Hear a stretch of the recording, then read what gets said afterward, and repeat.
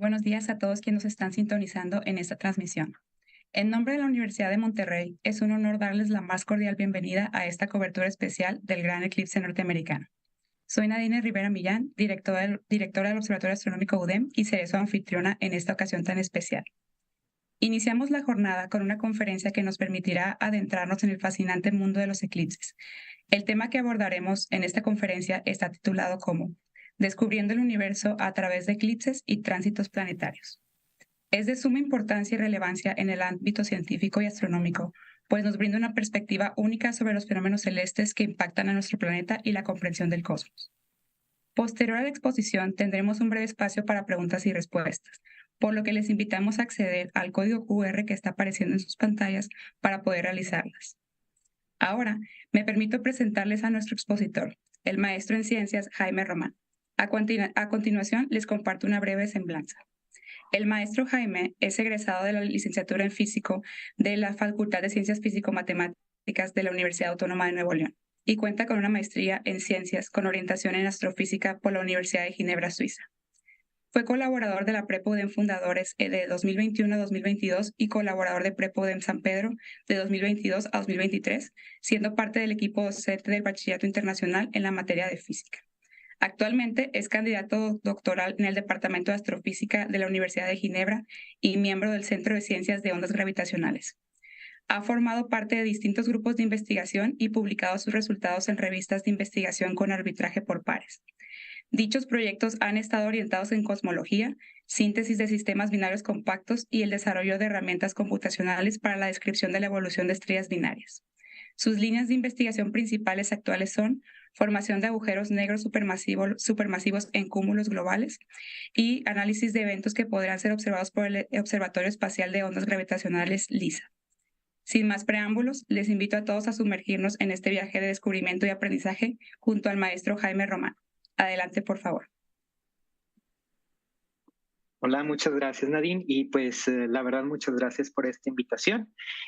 Procedo a compartir mi pantalla.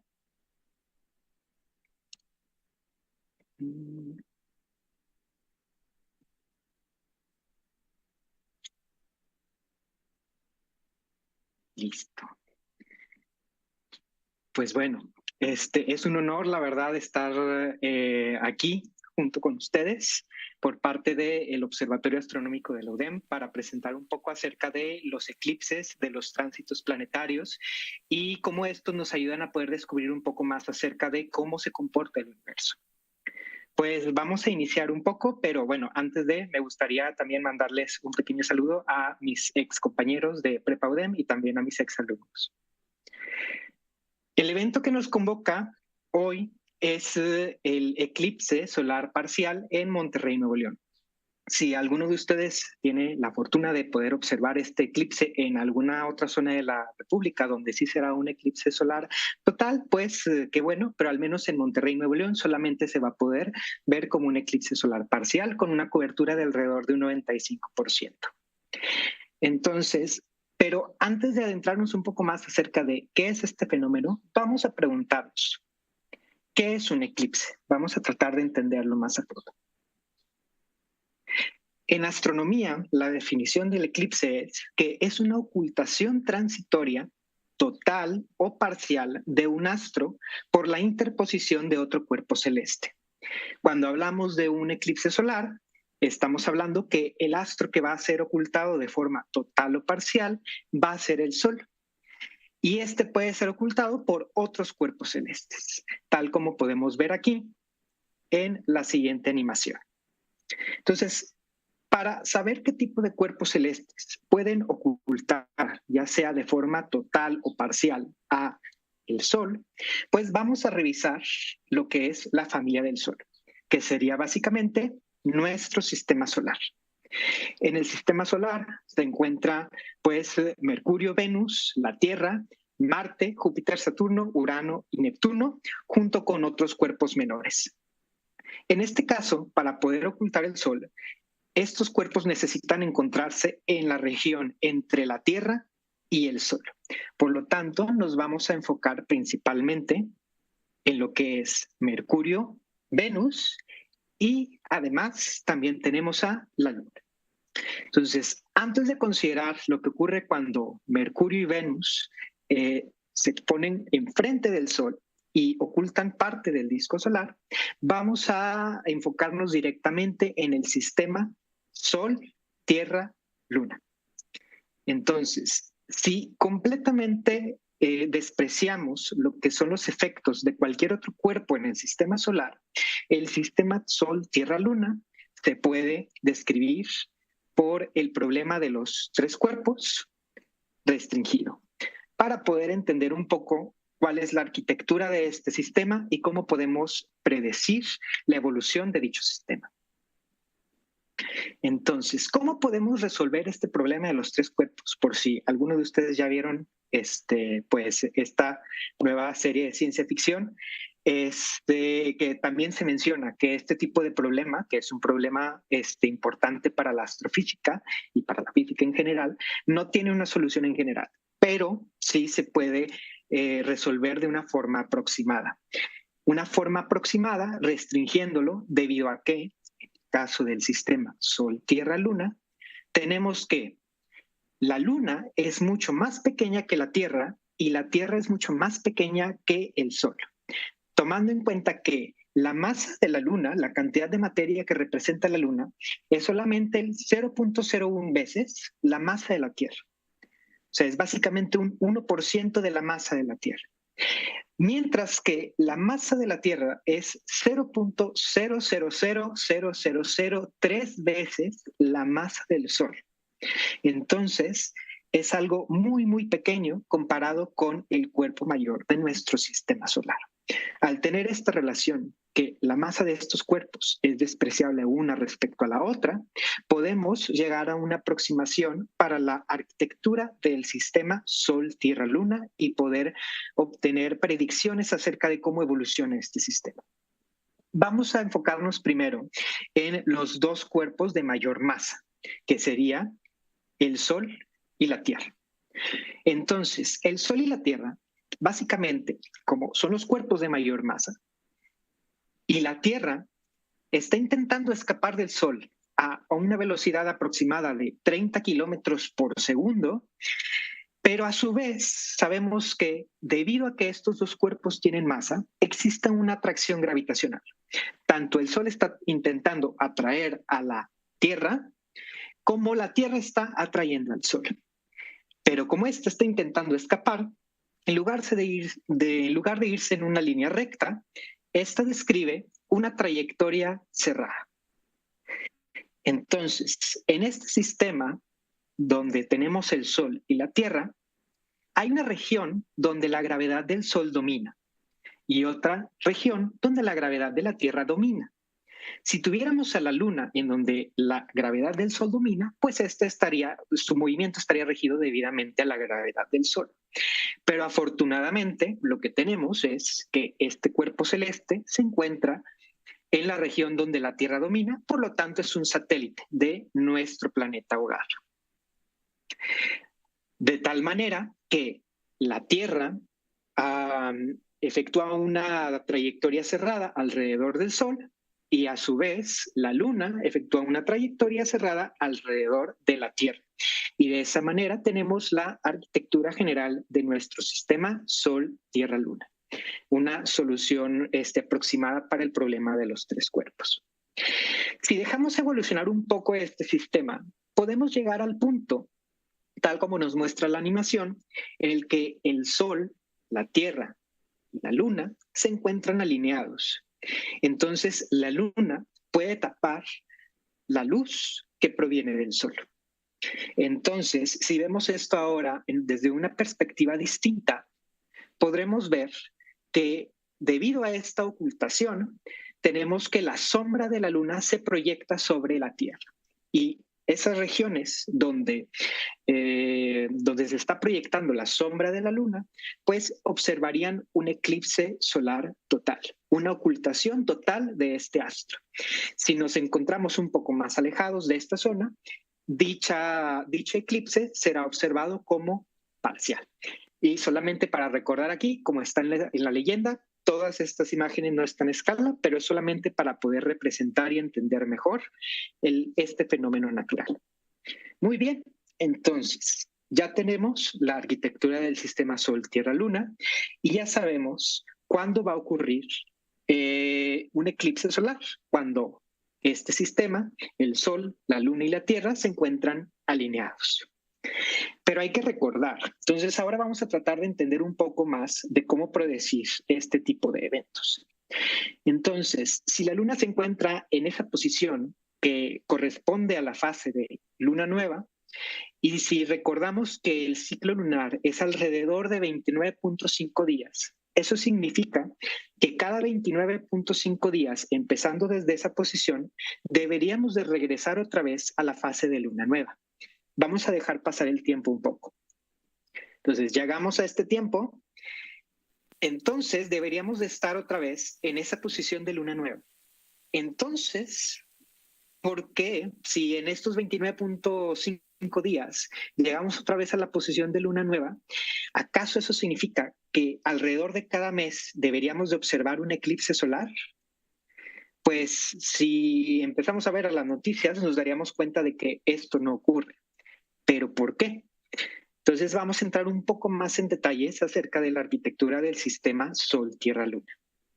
Entonces, en lugar de verlo en esa perspectiva, vamos a cambiar un poco y vamos a ver ahora el Sol y la Tierra, y esta línea naranja que vemos aquí es el plano de traslación de la Tierra. Sobre ese plano se mueve la Tierra y gira alrededor del Sol. Ese plano se conoce como plano eclíptico o la eclíptica, pues relativo a los eclipses.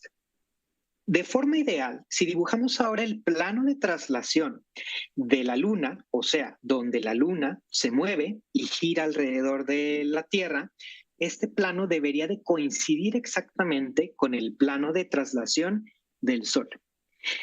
Pero esto no ocurre. Si esto ocurriera, sí veríamos un eclipse solar alrededor de cada ciclo lunar. Pero esto no es así. Y la desviación, perdón, la desviación entre estos dos planos es de 5 grados.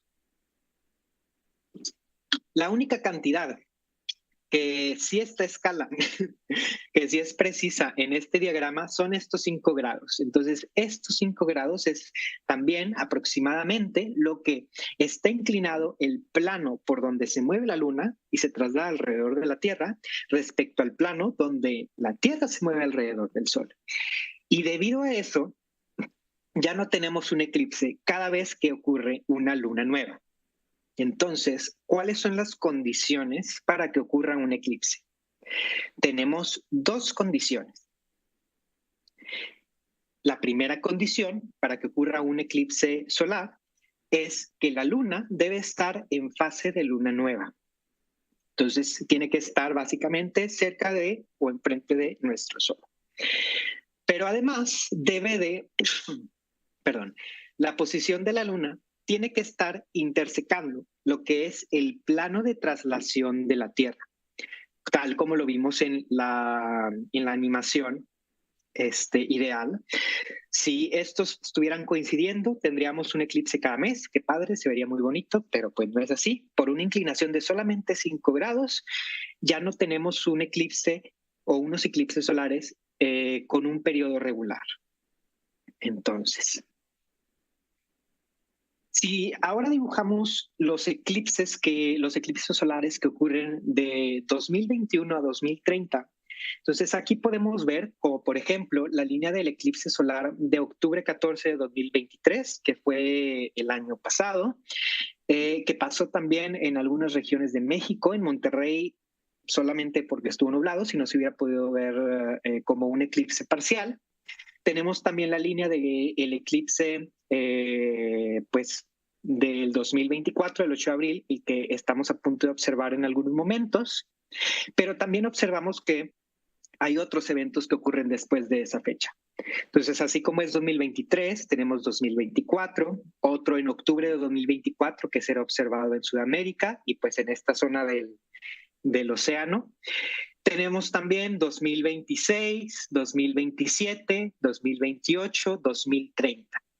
Entonces, aunque estos eventos no cumplen con un periodo regular, debido a cómo entendemos la estructura del sistema Sol, Tierra, Luna, podemos predecir cuándo van a ocurrir. Entonces, ya que tenemos este panorama de que entendemos cómo ocurren los eclipses y la razón por la cual no ocurren cada mes, entonces, ¿cuáles son las indicaciones para observar este eclipse? Que esperemos que no haya nubes y se pueda observar muy bien allá en Monterrey. Bueno, lo observan ustedes y me mandan fotos porque pues yo estoy acá en Suiza y no lo voy a poder ver. Entonces, indicaciones para esto. Primero, por lo regular, como el sol es nuestra fuente de luz y calor que está con nosotros pues día con día, es algo regular, ver que desaparece ya sea parcial o totalmente por algunos minutos en alguna zona, en algún tiempo determinado, puede ser algo que parezca catastrófico. Entonces, aunque haya muchas cosas que se puedan relacionar con el eclipse, pues en realidad esto no significa nada malo. Entonces, primero vamos a tranquilizarnos, el eclipse no significa nada malo, no es un evento que no conozcamos ni que no podamos predecir. Primer punto, el eclipse solar, los eclipses solares son eventos naturales que son completamente predecibles. Entonces, la física, la astrofísica, se encarga de poder tener modelos competentes, modelos completos para poder predecir estos eventos, saber cuándo van a iniciar, cuándo van a terminar y por qué zonas van a poder ser visibles y con qué cobertura en cada una de estas zonas del planeta. Entonces, en particular, para el eclipse de hoy, del 8 de abril, en Monterrey, el eclipse iniciará alrededor de las 11:04. Entonces, aproximadamente en menos de una hora van a poder observar este evento.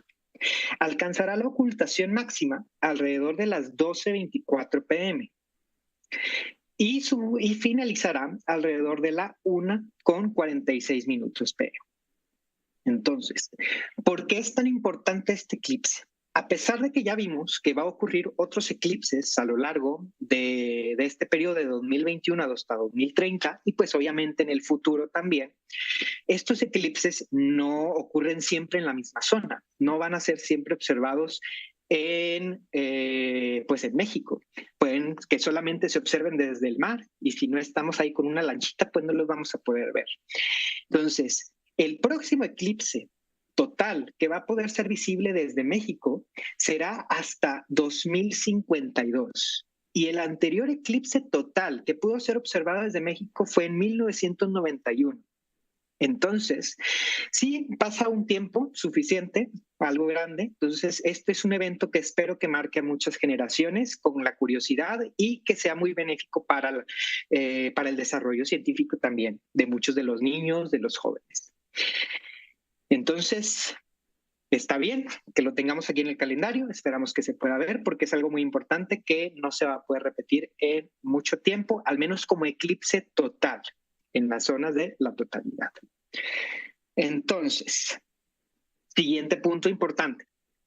¿Cómo vamos a poder ver el eclipse de forma segura? Hay distintas herramientas que podemos utilizar. Una de ellas, que es muy común, que es probable que las tengan a la mano en estos momentos, son los filtros solares en formato de gafas, como en este caso, como se ve en la imagen, que cumplen con la norma internacional ISO 12312-2. Esta norma tiene que estar marcada directamente en el visor y eso nos da fe en que estos visores van a ayudarnos a poder observar el sol de forma segura. Estos visores nos ayudan a quitar toda la luz que viene del sol en la parte del espectro infrarrojo, también el ultravioleta, solamente observamos en el espectro visible y son alrededor de 1000 veces más opacos que los lentes de sol convencionales. Entonces, con lentes de sol convencionales no podemos observar directamente al sol. Y aún así, con estos filtros especiales, es importante que solamente observen no más de 20 segundos y reposar su vista 3 minutos antes de continuar a observar el evento. Entonces, para que lo tomen en cuenta, porque al final de cuentas, observar el sol de forma no segura puede causar daños permanentes en la visión. Ese es el principal daño que puede efectuar este evento hacia nosotros. Observar el sol de forma no segura, en general, causa daños que pueden ser irreparables en la visión. Otra cosa que podemos utilizar para poder observarlo de forma segura son vidrios para soldar de 14 sombras o del número 14. Entonces, no de un número menor, porque igual recibiríamos la cantidad de luz solar en nuestros ojos que no sea saludable. Y, por ejemplo, si digamos no tenemos ninguno de estos objetos a la mano para poder observarlo de forma directa, podemos hacerlo de forma indirecta construyendo una pequeña cámara estenopeica, que es básicamente en un cartón colocar un orificio pequeño y de esa manera proyectar la imagen del sol. Y de esa manera, cuando empiece a ocurrir el eclipse, veremos que en lugar de solamente ver un orificio, o sea, proyectado un círculo de luz, estaríamos viendo una semiluna, la forma de una semiluna, debido a la ocultación parcial del sol durante el eclipse. Entonces, esta es una forma sencilla de poder observarlo de forma no directa, en caso de que no tengan ninguno de estos instrumentos. Y hay muchos más, pero pues vamos a cubrir por lo menos los más comunes. Y pues la última indicación, al menos por ahora, es disfruten de este evento, porque ya vimos que es algo que al menos como eclipse total no se va a repetir hasta 2052 en México. Ya si ustedes quieren viajar a alguno de los otros eclipses que ya vimos en alguna otra zona del mundo, pues eso también se puede y se vale. Muy bien. Entonces, ya que entendemos un poco de cómo observar el sol de forma segura, cómo observar el sol durante este eclipse solar y también cómo funcionan los eclipses, cómo se producen, vamos a ver un poco cómo los astrofísicos utilizan estos eventos para poder, para poder entender un poco más acerca del universo. Entonces, por ahora solamente vimos cuando la luna puede ocultar el sol, pero también podemos considerar cuando Mercurio o Venus ocultan al Sol. Esto también puede pasar, pero en estos casos, aunque Mercurio y Venus sean más grandes que la Luna, como están más lejos respecto a la Tierra, solamente veríamos una ocultación parcial en todos los casos, como en la siguiente animación. Y a estos fenómenos, aunque por definición podrían ser clasificados como eclipses, se les conoce de forma más común como tránsitos planetarios. Solamente por cultura general es importante saber que el próximo tránsito planetario de Mercurio, visible desde México, será en 2032, menos de 10 años, y el próximo tránsito de Venus, visible desde México, será en 2125. Ahí para que guarden la fecha. Si los congelan, si la ciencia avanza suficiente y nos congelan, que nos descongelen un poco en esas fechas para poder observarlos, porque sí, faltan 101 años para que se pueda observar este fenómeno nuevamente. Muy bien, ahora pasamos a los eclipses y tránsitos planetarios como laboratorios astrofísicos. Tal como los astrofísicos utilizamos las cámaras, así como la que tenemos en nuestros celulares, solamente que pues digamos, más profesionales desde el punto coloquial, para poder medir la luz que viene de los astros. Entonces, cuando ocurre un tránsito planetario, si nosotros estamos midiendo la cantidad de luz que viene de una estrella y un planeta pasa enfrente de esa estrella, observamos que esa cantidad de luz disminuye. Por lo tanto, podemos utilizar estos cambios de luz periódicos como una forma de detectar planetas. Y de hecho se utiliza. Este es uno de los métodos que alrededor del 70% de los exoplanetas descubiertos hasta la fecha se han descubierto por medio de los tránsitos planetarios. Muy bien. Claro que no podemos observar las estrellas que no son el Sol de esta forma. Vemos más su cambio de brillo de la forma siguiente. Pero aún así estos cambios periódicos los podemos utilizar para poder intuir la presencia de planetas en otras estrellas. A partir de estos eventos podemos descubrir cuál es el radio del planeta, dependiendo de qué tanto disminuye la luz cuando ocurre este tránsito. Podemos también descubrir la presencia de atmósferas en estos planetas y es posible, o sea, una tecnología que se está desarrollando, es posible también descubrir cuáles son algunas propiedades químicas de la atmósfera.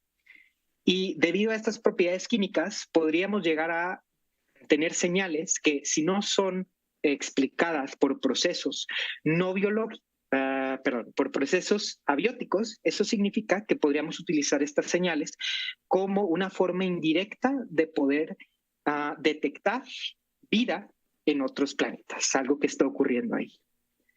Muy bien.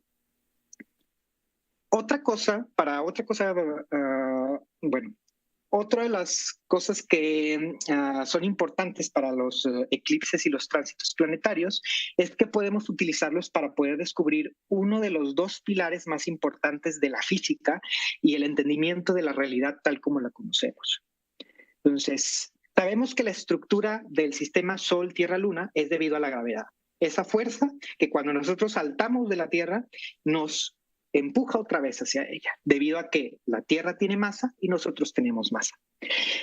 Esto, nosotros, si nos fijamos en la gravedad, la descripción de la gravedad que se enseña, digamos, en las secundarias, en las prepas, inclusive en algunas ingenierías, que es la gravedad de Newton, nos dice que esta gravedad es una fuerza y es una fuerza que depende de la masa de los objetos. También de la distancia, pero vamos a fijarnos en la masa. Entonces, solamente objetos con masa pueden sentir este empujón debido a la gravedad. Pero en realidad, esto solamente es un panorama simplificado a la teoría que hasta ahora conocemos que define lo que es la gravedad. Y esa teoría se conoce como la relatividad general de Einstein. En esta teoría tenemos que la materia y la energía están relacionadas con el espacio-tiempo. O sea, la presencia de materia, como la materia de nosotros, la materia de la Tierra, del Sol, modifican lo que es el espacio y el tiempo. Para resumir esto en un minutito, rápidamente, la presencia de energía y materia modifican el espacio-tiempo debido a uno de los principios más fundamentales de nuestro universo. Y ese es que la velocidad de la luz es la misma, se mide igual en el vacío para todos los observadores. Independientemente de cómo nos estemos moviendo, siempre vamos a medir la misma velocidad de la luz, que es alrededor de 300,000 kilómetros por segundo. Entonces, debido a que siempre vamos a medir la misma velocidad, independientemente de cómo nos estemos moviendo, y una velocidad se relaciona como distancia entre tiempo, la distancia, que es el espacio, y el tiempo se tienen que modificar como una misma entidad para que todos los observadores puedan medir esta velocidad de la luz de una forma igual, siempre. Y debido a esto, como la luz siempre viaja dependiendo de la estructura del espacio-tiempo, entonces la trayectoria de la luz se ve modificada por la presencia de materia o energía. Entonces, a pesar de que nosotros pensaríamos que las partículas sin masa, como la luz, las ondas electromagnéticas, no pueden ser afectadas por la presencia de masa, la teoría de la relatividad nos dice que sí, que se modifica el mismo espacio-tiempo de tal manera que la trayectoria de la luz se deforma. Y aunque esta teoría se vea por medio de esta ecuación que parezca ahí un poco simple, pues en realidad esa ecuación lo que denota son 10 ecuaciones diferenciales parciales con todos los apellidos que son feos para ecuaciones, de tal manera que es por eso que esta descripción de la gravedad no se ve en los salones de clase de primaria, de secundaria, de preparatoria, porque es algo muy, muy complicado.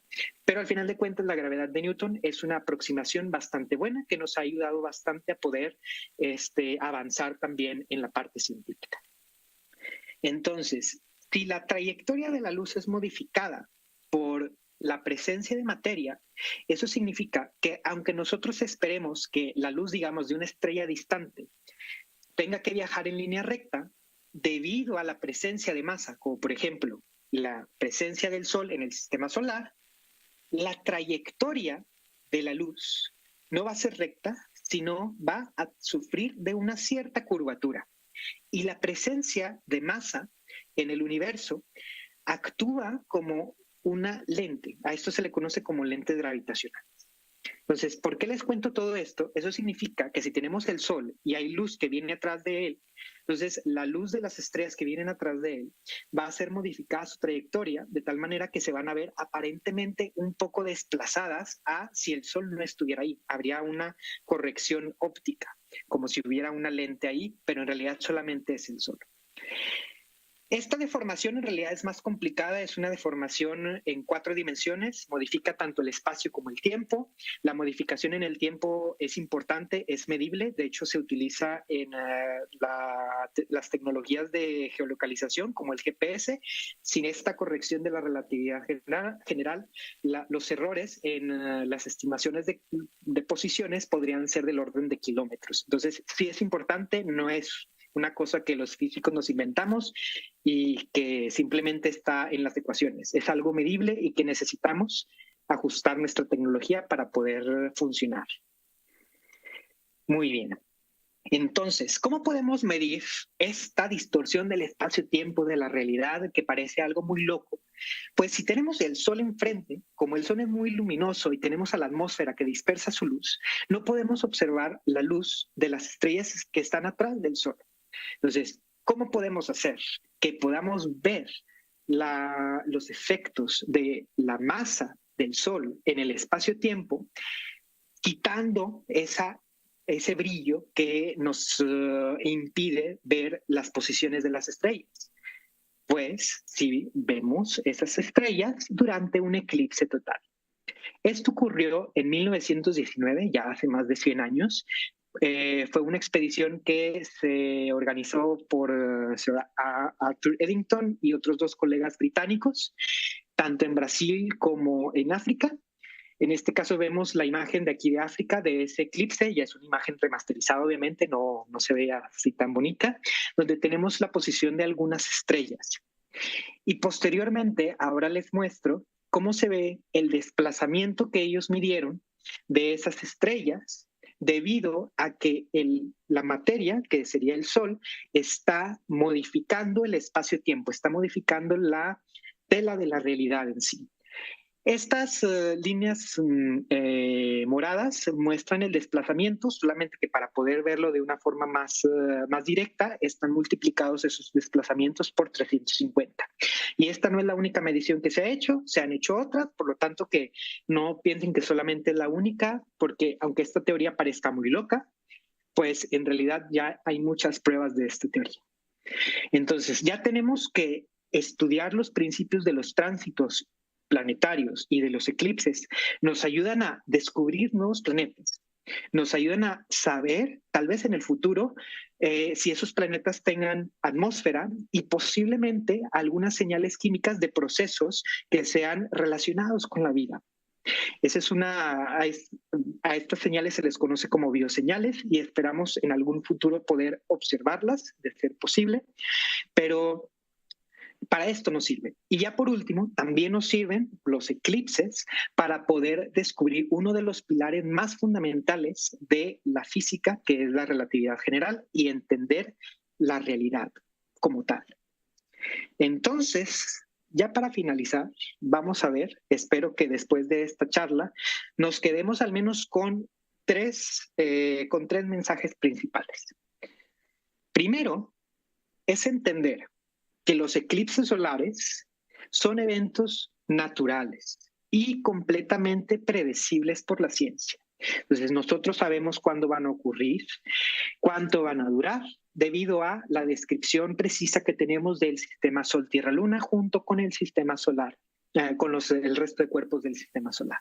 Entonces, no es algo que simplemente no sepamos cuándo va a ocurrir y que tengamos miedo. Es un evento natural, es un fenómeno natural, así como la lluvia. Entonces, punto 1. Punto 2.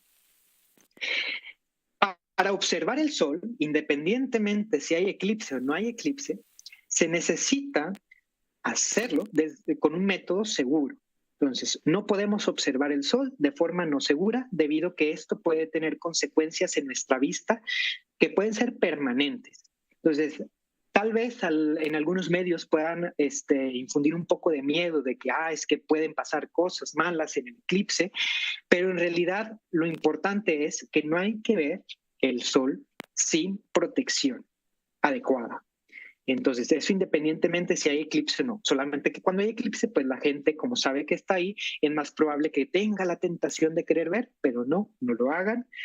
Recurran a los métodos tales como los que se mencionaron aquí, o si tienen la fortuna de poder ir al observatorio ahí en la UDEM, tendrán también otras formas de poder observar el eclipse, ya sea de forma directa o indirecta. Punto número 3. Los eclipses y los tránsitos planetarios, tal como los vimos aquí,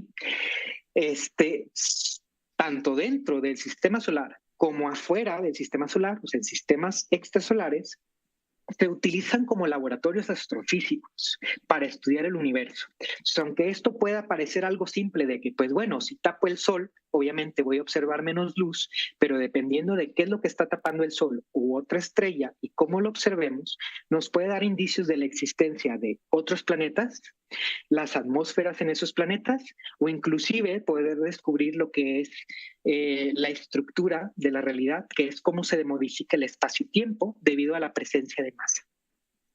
Y pues bueno, después de estos 3 puntos, y espero que hayan aprendido algo con esta charla, solamente puedo agradecerles a todos por su atención y pues me quedo al pendiente para las preguntas que tengan.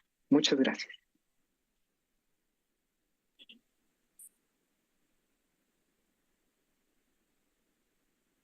Muchas gracias, Jaime, por tu intervención.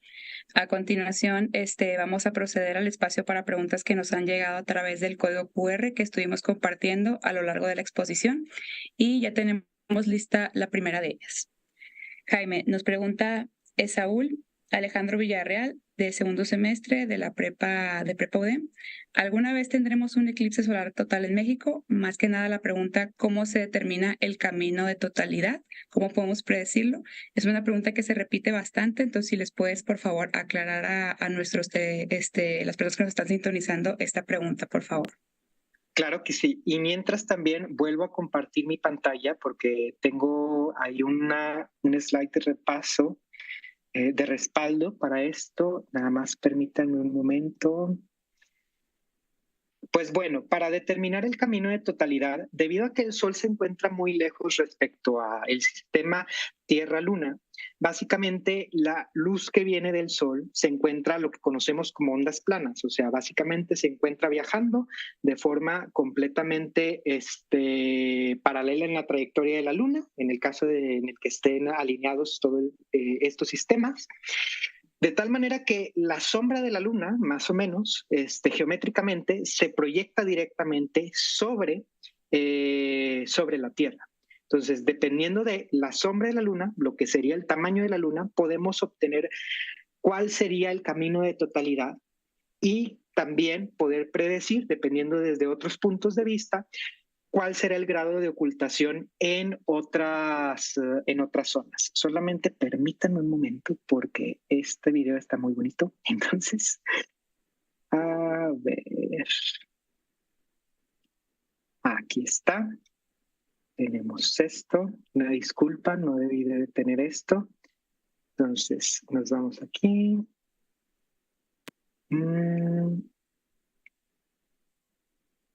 A ver, algo pasó aquí. Bueno, vamos a verlo. Entonces, como por ejemplo, aquí tenemos una proyección directamente de la Luna, de la sombra de la Luna, sobre la Tierra, sobre el globo terráqueo, hecha por Michael Seiler, del proyecto The Great American Eclipse. Entonces, aquí tenemos cómo sería el camino de totalidad desde Mazatlán, Sinaloa, pasando ahora por Piedras Negras. Ahora ya estamos entrando a lo que sería el territorio norteamericano de Estados Unidos y posteriormente también entraríamos a Canadá por lo que sería Ontario. Entonces, pueden también revisar un poco más en lo que sería el proyecto The Great American Eclipse, pero básicamente esta proyección directa de lo que es la Luna sobre la Tierra, nos da una aproximación muy buena acerca del camino de totalidad. Muy bien. Ups. Muy bien. Gracias, Jaime. Tengo otra pregunta de profesor de la Universidad del Norte, el profesor Francisco Treviño.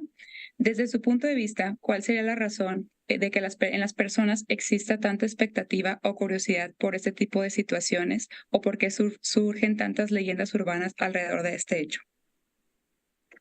Pues principalmente, digamos, si vemos un poco desde el punto de vista histórico, así como cualquier fenómeno natural que no cumple con un ciclo bien definido, con un ciclo periódico definido, pues al final de cuentas causa un poco de conflicto para el ser humano si no tenemos modelos al menos precisos, o sea, como lo sería para el resto o la gran cantidad de personas, para poder predecir estos eventos, pues el ver algo que simplemente no esperas que ocurra y esto pasa, tal como lo es la ocultación del sol, ya sea de forma parcial o total.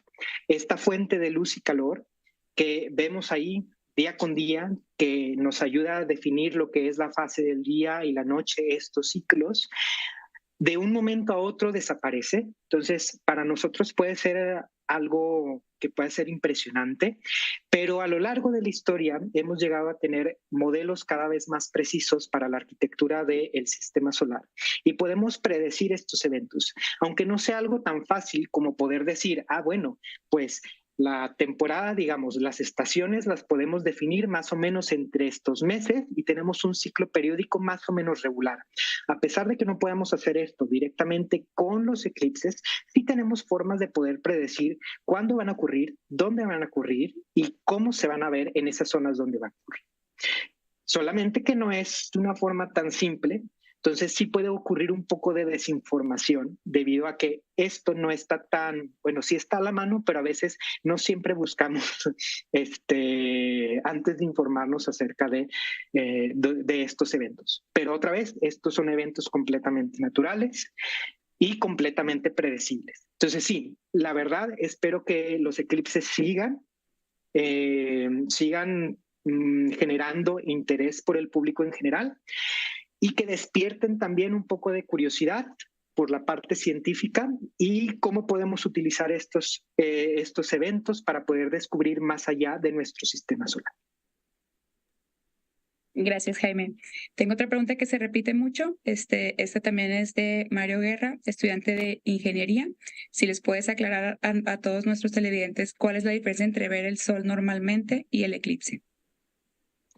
Pues en realidad la única diferencia que hay en este momento para poder observar el sol es que parte del sol, parte del disco solar va a ser cubierto por la luna. En esta zona de Monterrey ya vimos que en otras zonas va a ser de forma total, en otras zonas la cobertura va a ser menor. En realidad, siempre, independientemente de que hay una cobertura o no para observar el sol, lo que se recomienda es hacerlo de una forma segura, debido a que no es recomendable en lo absoluto, por así decirlo, dañarse la vista de por vida solamente por querer ver este evento. Lo bueno es que ya tenemos muchos instrumentos y formas indirectas para poderlo observar, que son bastante accesibles.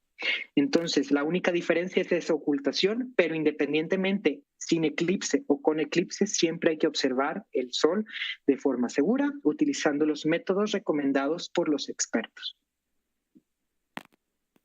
Gracias, Jaime. Si gustas dejar de compartir tu pantalla para esta última pregunta.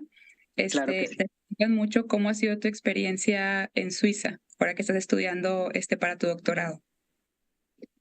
Pues la verdad muy bien, digo, ahorita les comparto un poco, así como mencionaron un poco al inicio de la conferencia, pues no estoy, directamente involucrado en la parte observacional de la astronomía. Estoy más en la astrofísica teórica.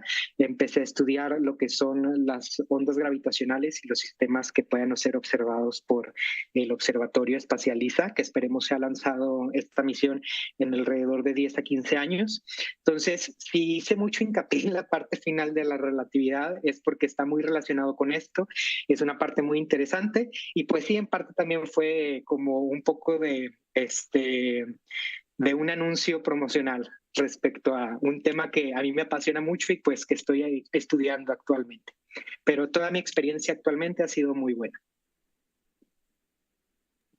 Gracias, Jaime. Antes de concluir, se repite mucho, entonces te quiero comentar que tenemos muchos comentarios de tus chicos. Profe, te extrañamos de parte del Salón de Física Generación 2024. Abajito también te deseamos lo mejor en Suiza, profe, te extrañamos mucho y es un honor verte aquí también colaborando otra vez en la UDEM. Muchas gracias, pues la verdad a todos les mando un abrazo, sí los extraño mucho y espero que aprovechen mucho esta experiencia de la prepa. La mayoría de mis exalumnos pues ya van a pasar a la parte profesional, espero que también aprovechen mucho esa experiencia, que nunca se les quite la curiosidad de seguir aprendiendo, independientemente de si continúan por el camino de la ciencia o no, porque independientemente de eso, lo más importante es seguir teniendo esa curiosidad por querer saber más.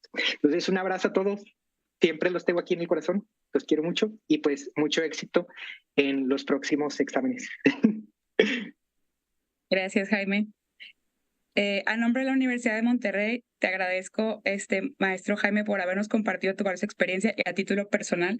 Muchas gracias por estar aquí en el marco del gran eclipse norteamericano. Sin duda ha sido un momento muy enriquecedor para toda nuestra comunidad. A todos los que están con nosotros conectados les agradecemos mucho. Les seguimos invitando a que se queden en esta transmisión. Vamos a estar en vivo desde el Observatorio Astronómico de la UDEM. Vamos a tener la conexión también con la NASA, que está en vivo desde Mazatlán, donde, como dijo Jaime, se estará viendo, el eclipse total. Muchas gracias a todos quienes nos acompañaron. Mi nombre es Naine Rivera Millán, directora del Observatorio Astronómico de la UDEM, y los invito a continuar una vez más. Aprovechamos para recordarles las medidas de seguridad para que puedan disfrutar el máximo de este fenómeno. Eviten, por favor, observar directamente al sol sin filtros adecuados. Incluso con los medios adecuados, debemos limitar la observación a intervalos cortos de tiempo. Mantenernos hidratados y usar protector solar es igualmente importante. Tomen en consideración que los lentes comunes de sol, radiografías, discos de obsidiana, CDs o DVDs, vidrios ahumados, entintados y polarizados e incluso las nubes no son formas seguras de observar directamente al sol. Tampoco deben observar al sol en reflejos de ventanas, fuentes o charcos de agua. Ahora sí, que disfruten esta jornada y muy buenos días.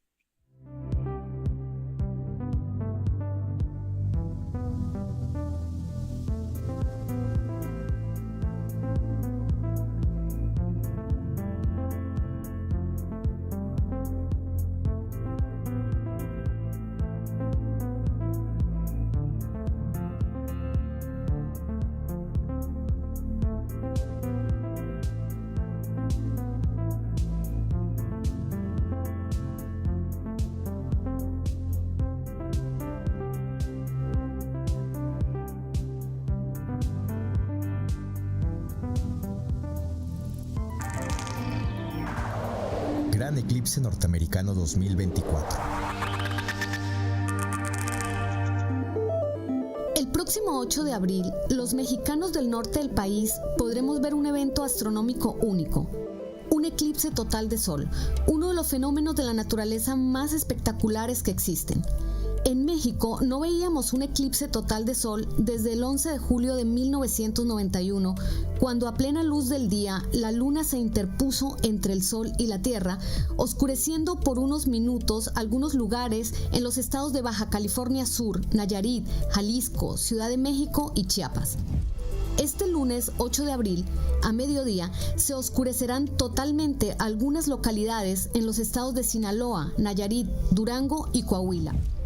Un eclipse de sol es un fenómeno que se produce cuando la luna se interpone entre el sol y la tierra, impidiendo que la luz del sol nos llegue. Estos eclipses siempre suceden de día, por lo tanto, la tierra se oscurece, como si hubiera llegado la noche. Este 8 de abril podremos ver uno de estos eclipses solares. Cuando esto ocurra, la luna proyectará dos tipos de sombras sobre la Tierra. Una sombra más pequeña y oscura llamada umbra, que oscilará entre los 80 y 280 kilómetros aproximadamente, y una sombra más grande llamada penumbra, que se extenderá por casi toda Centroamérica y América del Norte. Quienes se encuentren dentro de la zona umbral podrán ver un eclipse total de sol, es decir, que la luna cubrirá completamente la superficie del sol y solo se observará el resplandor de la atmósfera del sol o su corona. Este fenómeno lo podrán observar las personas que se encuentren en ciertas localidades de Sinaloa, Nayarit, Durango y Coahuila. En el resto del país, que se ubicará dentro de la zona de penumbra, las personas solamente podrán ver un eclipse parcial de sol, que ocurre cuando la luna no alcanza a cubrir por completo el disco solar, alcanzando un máximo de cobertura del 55% en Tijuana y 42% en Chetumal, extremos de la zona de penumbra. Monterrey no alcanza a entrar dentro de la llamada trayectoria de la totalidad o zona umbral que permitirá ver el eclipse total de sol. Pero podremos disfrutar de un eclipse parcial de sol, con un nivel de oscuridad del 95%, o desplazarnos a ciudades cercanas como Torreón o Monclova, en donde se oscurecerá por completo, para presenciar este fenómeno que volverá a ser visible en México hasta el 30 de marzo de 2052. La observación de un eclipse solar de manera directa, incorrecta o a través de medios no certificados puede causar ceguera permanente y en ocasiones inmediata. Para evitar esto, siga las recomendaciones que puede encontrar en la página web del Instituto de Geofísica de la UNAM ingresando a eclipse2024.geofísica.unam.mx. Gran Eclipse Norteamericano 2024.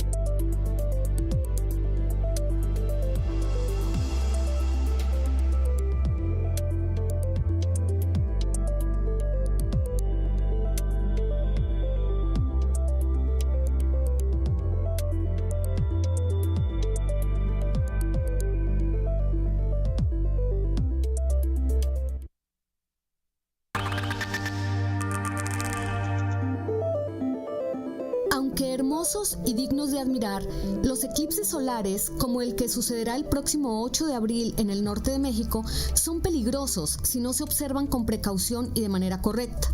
No usar los filtros o lentes adecuados o mirar directamente al sol sin ninguna protección puede causar un daño inmediato e irreversible en los ojos, como quemaduras en la retina, lo cual puede ocasionar ceguera permanente. Para que pueda disfrutar de este fenómeno natural de manera segura, debe seguir las siguientes recomendaciones de astrónomos y del gobierno. Primero, debe proteger sus ojos usando lentes especiales para eclipses.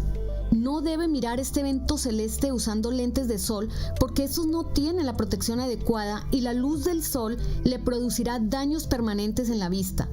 Los expertos recomiendan usar lentes para eclipse o visores solares que estén certificados y que filtren más del 99.99% de la luz solar visible y 100% de la luz ultravioleta. Los lentes de sol, por más oscuros que sean, no sirven de nada para ver un eclipse solar. Los lentes adecuados para ver el eclipse deben tener la certificación internacional ISO 12312-2. Esta clase de lentes se pueden conseguir en tiendas especializadas en astronomía, en Amazon o Mercado Libre, planetarios o museos. Segundo, el Instituto de Geofísica de la UNAM enlista todo lo que no debemos hacer si queremos ver el eclipse solar. No debemos usar radiografías, ni lentes oscuros, ni vidrios ahumados, ni espejos, ni negativos fotográficos, ni discos compactos, ni papel aluminio. Todos estos métodos pueden producir daños permanentes en la vista. Tampoco debemos usar celulares, cámaras, telescopios o binoculares que no tengan un filtro solar especial porque pueden ocasionar daños graves en la vista. Cuarto, se puede utilizar un casco para soldar con cristal del número 14 o más. Solamente un filtro de 14 sombras nos protege de los rayos dañinos del sol. Quinto, no debemos usar agua como un espejo para proyectar la imagen del eclipse. Esto es peligroso. En su lugar, podemos utilizar proyecciones estenopeicas, que son una técnica que nos permite ver el eclipse de manera indirecta para no exponernos a daños oculares. Este es un método sencillo que podemos hacer en casa. Simplemente tomamos un cartón o una cartulina y le hacemos un orificio en el centro. Cuando llegue el momento del eclipse, tomamos ese cartón y lo ponemos entre el eclipse y una superficie que puede ser una pared, una cartulina o el piso. A través del orificio pasará la sombra del eclipse y se proyectará en la pared, cartulina o piso. Nosotros estaremos siempre de espaldas al cielo o al eclipse directo y fijaremos nuestra vista en todo momento sobre la pared, cartulina o piso y allí veremos producirse el eclipse de sol de manera indirecta y segura. Funciona como un proyector y la imagen es nítida. Sexto, existen otros métodos indirectos y seguros para ver y disfrutar el eclipse de sol como transmisiones en vivo por televisión o redes sociales. También podemos ir a observar el fenómeno en un planetario, pues cuenta con telescopios con filtros solares especiales para poder observar este fenómeno. Séptimo, finalmente, si vamos a observar el eclipse en una zona abierta, utilicemos una sombrilla, apliquémonos protector solar en la piel y utilicemos ropa que cubra nuestro cuerpo. Recuerde, jamás debe mirar directamente un eclipse solar, incluso si parte de la luz del sol está bloqueada por la luna, porque esto causa daños oculares graves y en algunos casos ceguera. Por esto, no solo debemos protegernos nosotros, sino especialmente debemos cuidar a los niños durante este eclipse solar. La observación de un eclipse solar de manera directa, incorrecta o a través de medios no certificados puede causar ceguera permanente y en ocasiones inmediata.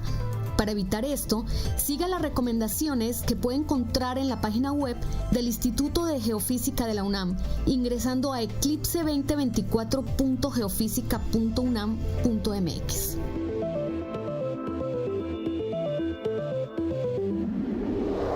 Gran Eclipse Norteamericano 2024.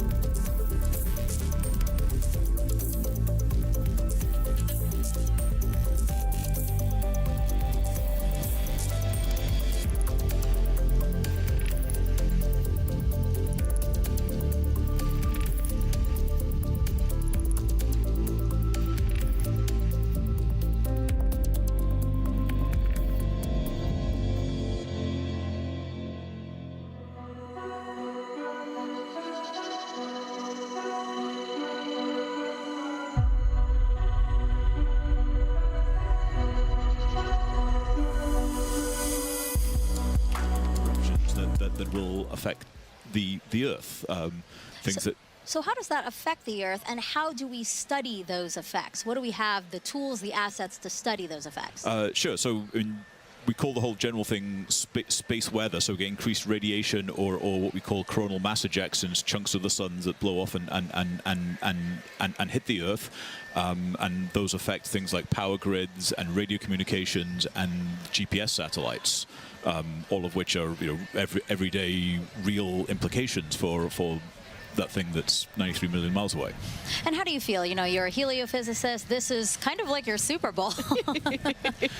Pretty much, yeah. You are not the first person to say that to me today. and are we right?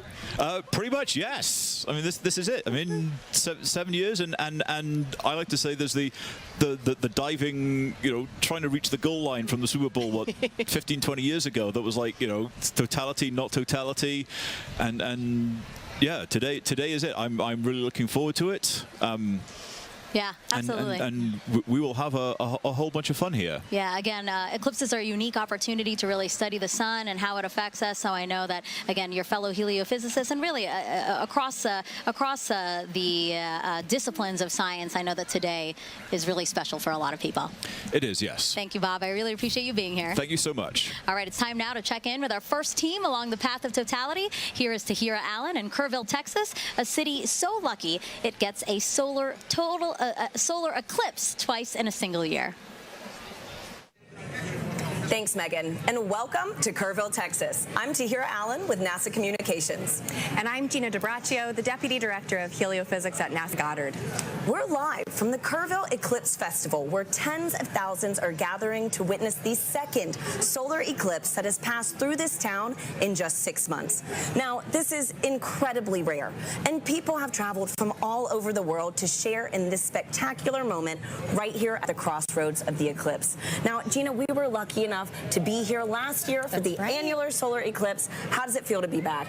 The annular was such a spectacular experience, but I'm already feeling even more energy today, and it's I'm like so double excited the crowd. to be here. It is. Yeah. No, and we have a full day of celebration in store. The town really turned out for this event. This morning we heard from the mayor, and we are surrounded with food and shopping and different activities. I think I saw the Texas State Astronomy Club here. Yeah, we did. Giving out free telescope viewings. So it's just a really, really special moment for people to come together and enjoy this celestial event. It's right to hear it. And we had some cloud coverage today. It's looking to be pretty good. It's going back and forth. So fingers crossed. Regardless of how this turns out, we have live music and dancing afterwards, so it's going to be a good day.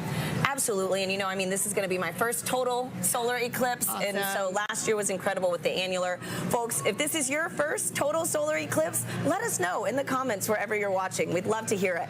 So this is also a good time to remind everyone that it is not safe to look directly at the sun without specialized eye protection for solar viewing. Now, that is except during the brief phase where the moon is completely covering the sun, and that will only be for those in the path of totality. Now, we have a special guest that you might recognize popping in to share some important tips to make sure you stay safe during today's events. Hi, Eclipse enthusiasts. Lance Bass here, and I want to tell you how to protect those eyes and stay safe during a solar eclipse. During these celestial events, the sun, earth, and moon are in sync, creating solar eclipses. You can look directly at the sun during a total solar eclipse, but only when it's completely covered by the moon for a brief period known as totality. This is a really special moment. At all other times, you should wear eclipse glasses so that you don't say bye-bye-bye to your vision. Seriously. And eclipse glasses are not the same as regular sunglasses. No, they're not. Safe solar viewers are thousands of times darker and will have a specific certification that you should look for right here. Don't be a space cowboy and try to look directly at the sun. If you don't have eclipse glasses, you can use an indirect viewing method, like a pinhole projector. You can make one of these with something as simple as an index card with a hole, or a colander, or even your hands. With the sun at your back, you can safely project an image of the sun through the hole onto a nearby surface, like the ground. It's gonna be me who is wearing my eclipse glasses, and so are you.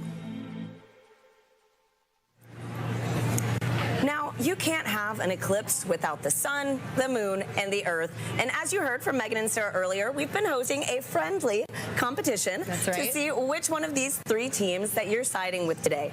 Now, Gina, I feel like it almost goes unsaid here, but I have to ask. Okay. I don't want to assume. Which team are you repping today? You probably were going to guess sun. Oh, Team Sun. Who would have thought? You're right. No.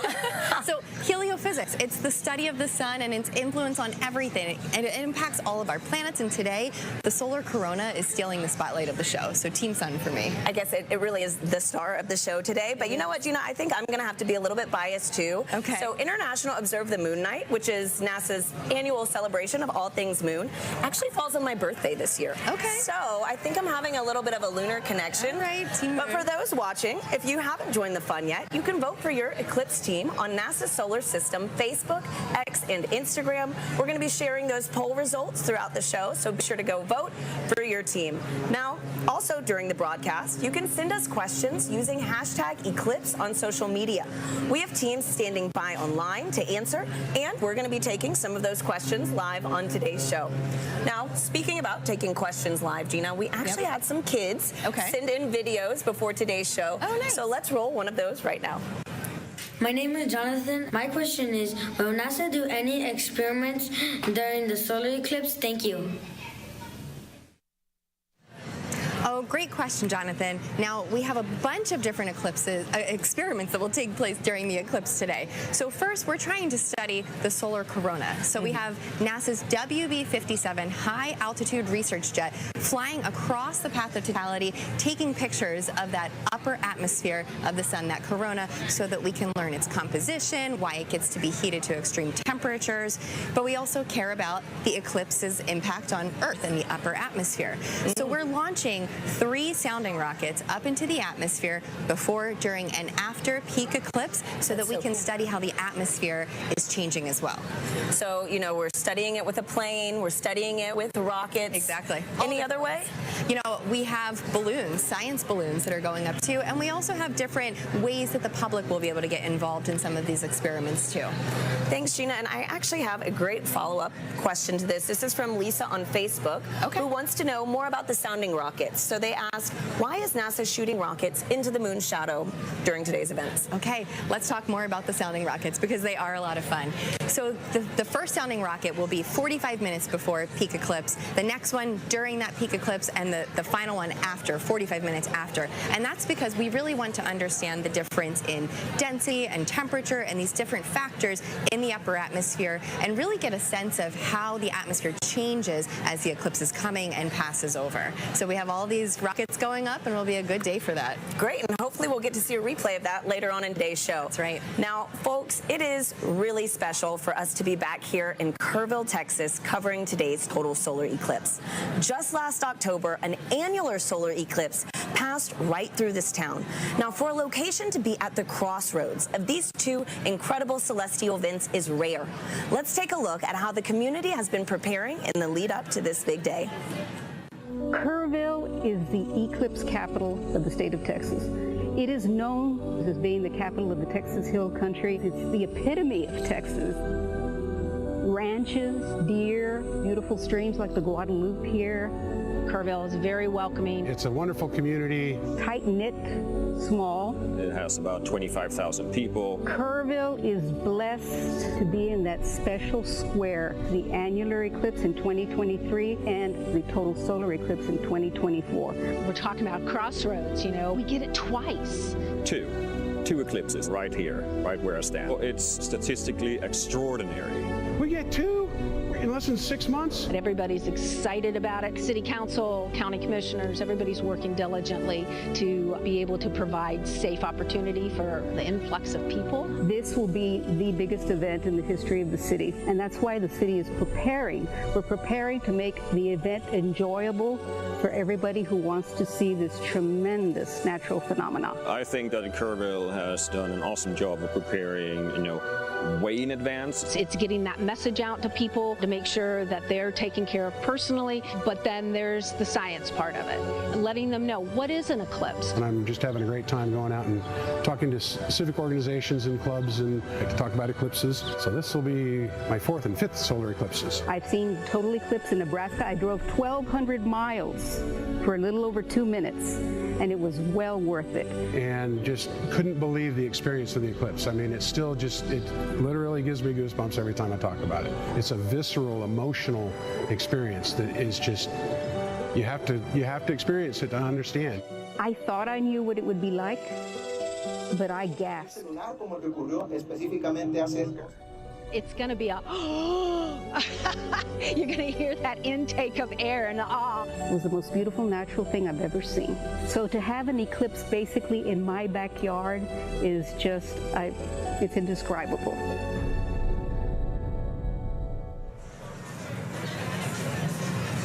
We're here now with Catherine Troach, a telescope operator with the Night Sky Network, who is giving us these high-definition views of the sun that you see in your screen right now, of the eclipse over Kerrville, Texas. Kat, thank you so much for being here with us. Thank you so much for having me, and let's thank the weather for cooperating finally. Right? Oh my goodness. Thanks, Kat. And so I'm looking at the telescope feed that we have, and we have first contact now here in Kerrville. Yes. Okay, so for people who want to become an amateur astronomer, what advice do you have? Where should they get started? The easiest way to get started is to look up Night Sky Network. Night Sky Network has over 400 astronomy clubs in the United States. You would just use our search function to plug in your city and find the club that's closest to you. And if you don't have a club that's close to you, you can use our coordinator tips to start your own astronomy club. Wow, that is awesome. And you know what? For folks, if you want some more details on the Night Sky Network and other things on how to become an amateur astronomer, you can visit go.nasa.gov/Night Sky Network. Now, a fun fact about today's broadcast that I absolutely loved learning was that so many of our telescope views that you're going to be seeing today are from amateur astronomers.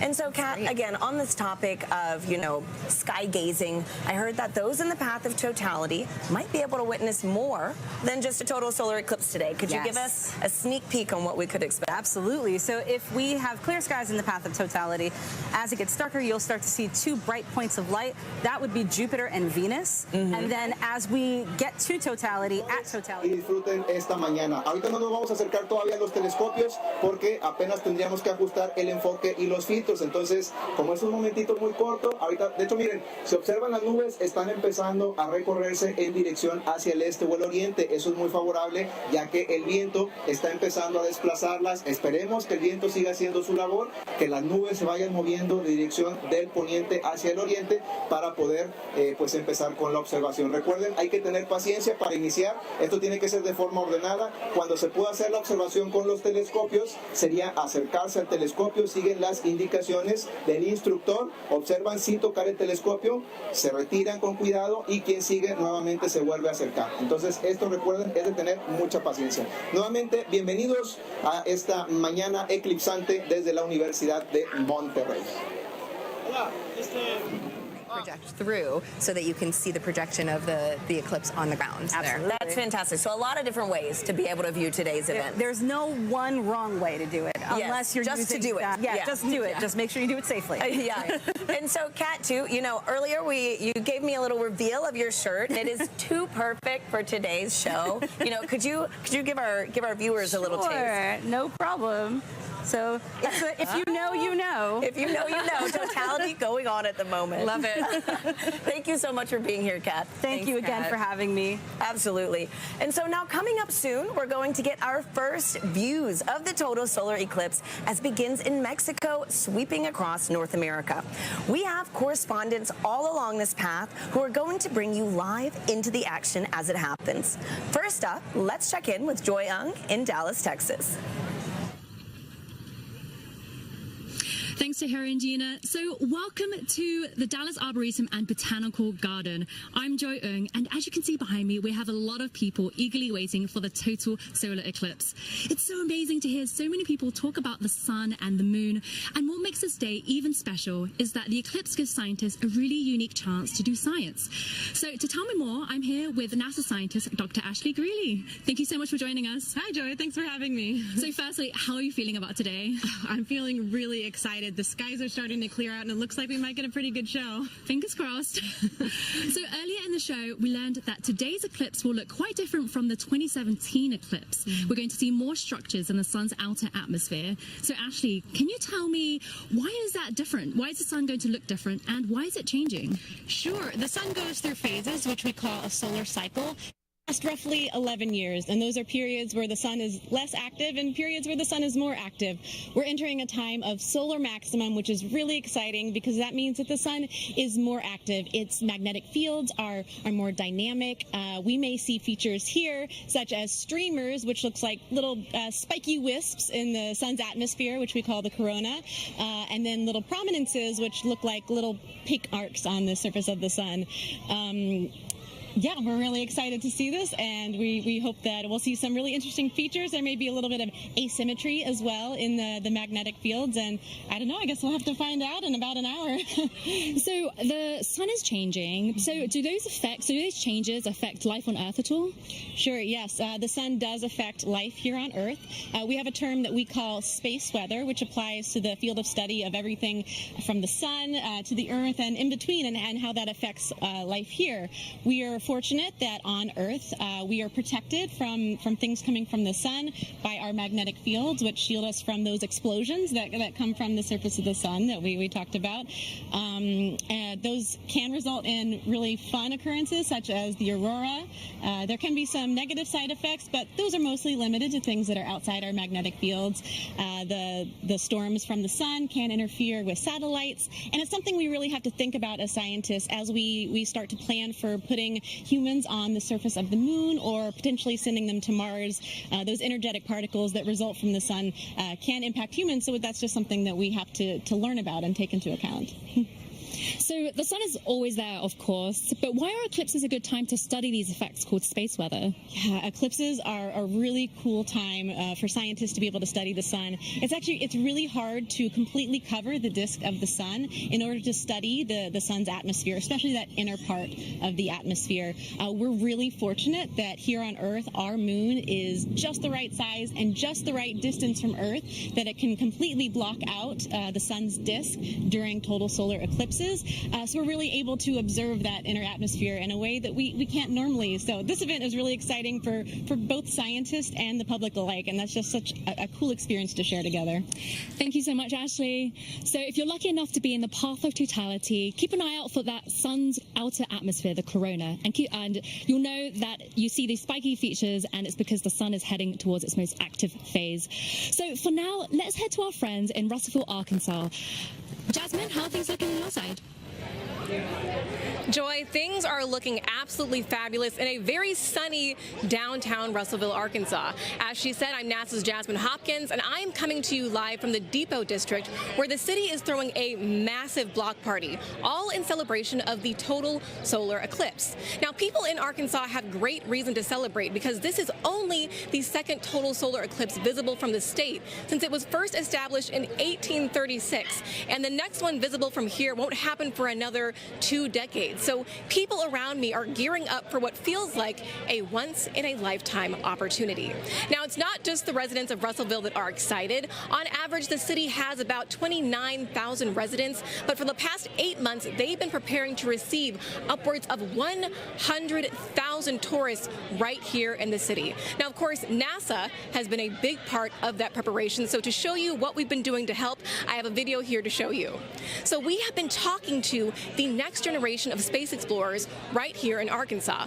We started off at Arkansas Technical University, and then we moved on to Russellville City Schools, where we spoke to hundreds of students all the way from 8th grade to 12th grade about this total solar eclipse. We had NASA's Marshall Space Flight Center, the Arkansas Air National Guard, aboard the U.S. Space and Rocket Center, and even the Paris Observatory joining us all the way from France.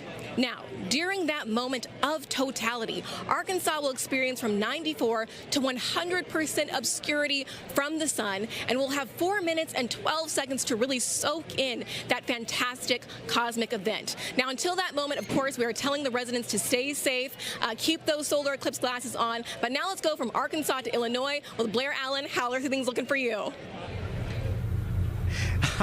Jasmine, we're super excited here because crowds are filing into the stadium, but the main story here is the weather. Everything looks absolutely good and clear for totality today. We're very excited. We're just hoping, just like 2017, a little cloud doesn't come in and obscure things. But I tell you what, there's been a total solar eclipse here in 2017. Observation did not stop at SIU. Joining us now are two SIU students who actually did some observing. This is Callie and Paige. Now, Callie, I know that you guys went to Australia in 2023, and you observed the totality using an interesting technique. Can you tell us about that? Yeah, so when we were in Australia, we used a sun funnel to view it, and what it does is it projects basically what the telescope is seeing onto a film. And so a sun funnel is just basically a funnel with two hose clamps and rear projection film, and it just projects the sun, and we actually captured a picture of totality as that eclipse was happening. And it's pretty cool because it allows other people, instead of having to go through the eyepiece, you get to see it. Pretty impressive. Now, Paige, you guys are going to do some observation today. What are you set up for here in Carbondale today? Yes, so we have two telescopes set up with the sun funnels for viewing for a select view of the public, and right now we're pointed at the sun and we're excited to see totality. Now, what are your odds on good weather? It's looking pretty good. I'm excited. Isn't that great? I'm so excited. I tell you what, one final question, because I know you're experts with solar safety, but Team Earth, Sun, or Moon? We're both Team Moon. Team Moon, Team Sun. I tell you, that's the best you're going to get, but we're all pro eclipse. Back to you, Tahira. Let's go Team Moon. So, as you can see, folks, we've got a lot of exciting things in store all across this country, and that was only half of it. You're going to meet three more of our locations later on in the show. Now, Gina, we've got a ton of questions coming in online right now from our viewers. Yeah. How do you feel about some Q&A? Let's answer some. Okay, perfect. Let's do it. So, our first question is from Fair Cerritos on Instagram, who wants to know, how can I help NASA? You can help NASA by participating in the eclipse. If you can see it today, go outside, enjoy the moment, or download the Globe Observer app. You can do that right now before the eclipse crosses your path. You need a thermometer, and you just record the local temperatures and the cloud coverage. Fantastic. Globe Observer app. So thank you so much, Gina, and thank you to everybody sending in those questions. We'll take some more later on throughout the show. For now, let's check back in with Megan and Sarah in Cleveland, who are standing by with an out-of-this-world surprise. Yes, quite literally that, Tahira, because we have a special treat for our viewers right now, joining us live in space, 250 miles above the Earth in the International Space Station. Everyone, please help us welcome NASA astronauts Jeanette Epps and Mike Barrett. Sarah, you've been waiting. I'm so excited. For this. Oh, there they are. Hello, everyone. Oh, Jeanette, Mike, thank you for joining us. It's a pleasure to join you guys, and I hope everybody appreciates NASA scheduling this eclipse to bring the world together. Yes, thank you so much to NASA, and thank you so much for joining us. Now you guys will have 3 opportunities to view the moon's shadow over North America, and that last pass will give you guys the best views, and we hope to also share those live views with everyone here on this broadcast around 3:30 p.m. Eastern Time. Now, Jeanette, I have 2 questions for you. Are you looking forward to being one of the few people seeing today's total solar eclipse from space? And 2, I know your crew member Matt Dominic will use a camera with a solar filter to photograph the sun being eclipsed by the moon. Will you also be taking photos of the celestial alignment?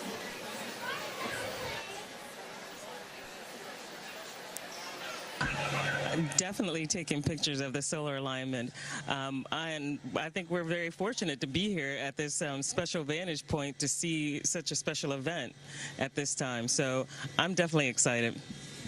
What about you, Mike? What's going through your mind as you're preparing to see such an awe-inspiring event?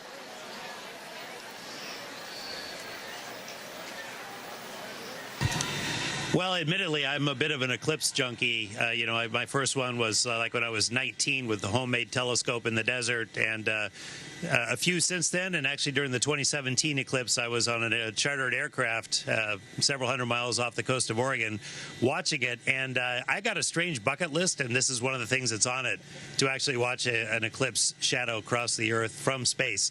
So I'm ecstatic to see this box gets checked and just to see this amazing thing from up here.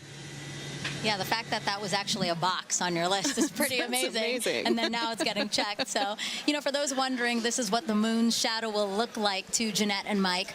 We're going to show you video taken from the space station of the total solar eclipse in 2017. And you can clearly see the shadow moving across the top of your screen there from left to right. We actually sped up the video so you can see more of that transit. This would look a lot slower to them, but really cool. Jeanette, eclipses give us a unique opportunity to study the sun and how it affects the Earth. Can you tell us about the atmospheric waves experiment attached to the outside of the space station right now?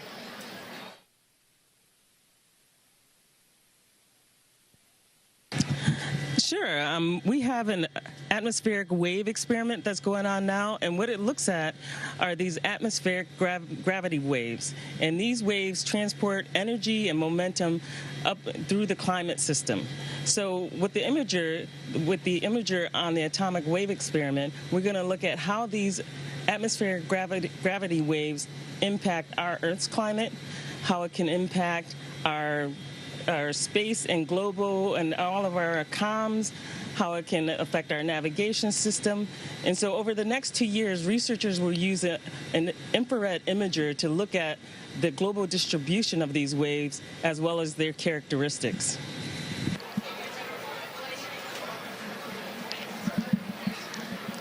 Mike, how does it feel to have a hand in maintaining the space station so that important science like the atmospheric waves experiment can happen?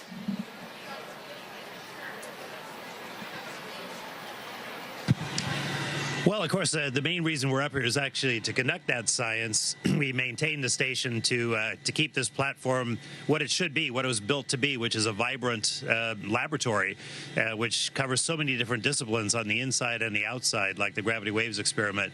I mean, it's an honor and a privilege, as much as anything, to have a hand in that science, and we end up being basically the eyes, the hands, the on-site presence to conduct that science. And we get to be the first to see results of just amazing things that are years in the making by a bunch of really smart, ambitious scientific teams on the ground. So that's really where the joy is. Maintaining the station is just like maintaining a research ship, something I actually quite like. So I feel very much at home in that role. It's still blowing my mind. I mean, we're here in Cleveland, Ohio, live. You guys are up in space in the International Space Station. I can't believe the opportunity that has been afforded to us, and I hope our viewers really enjoyed this time with you. And I hope you enjoy the show from up there.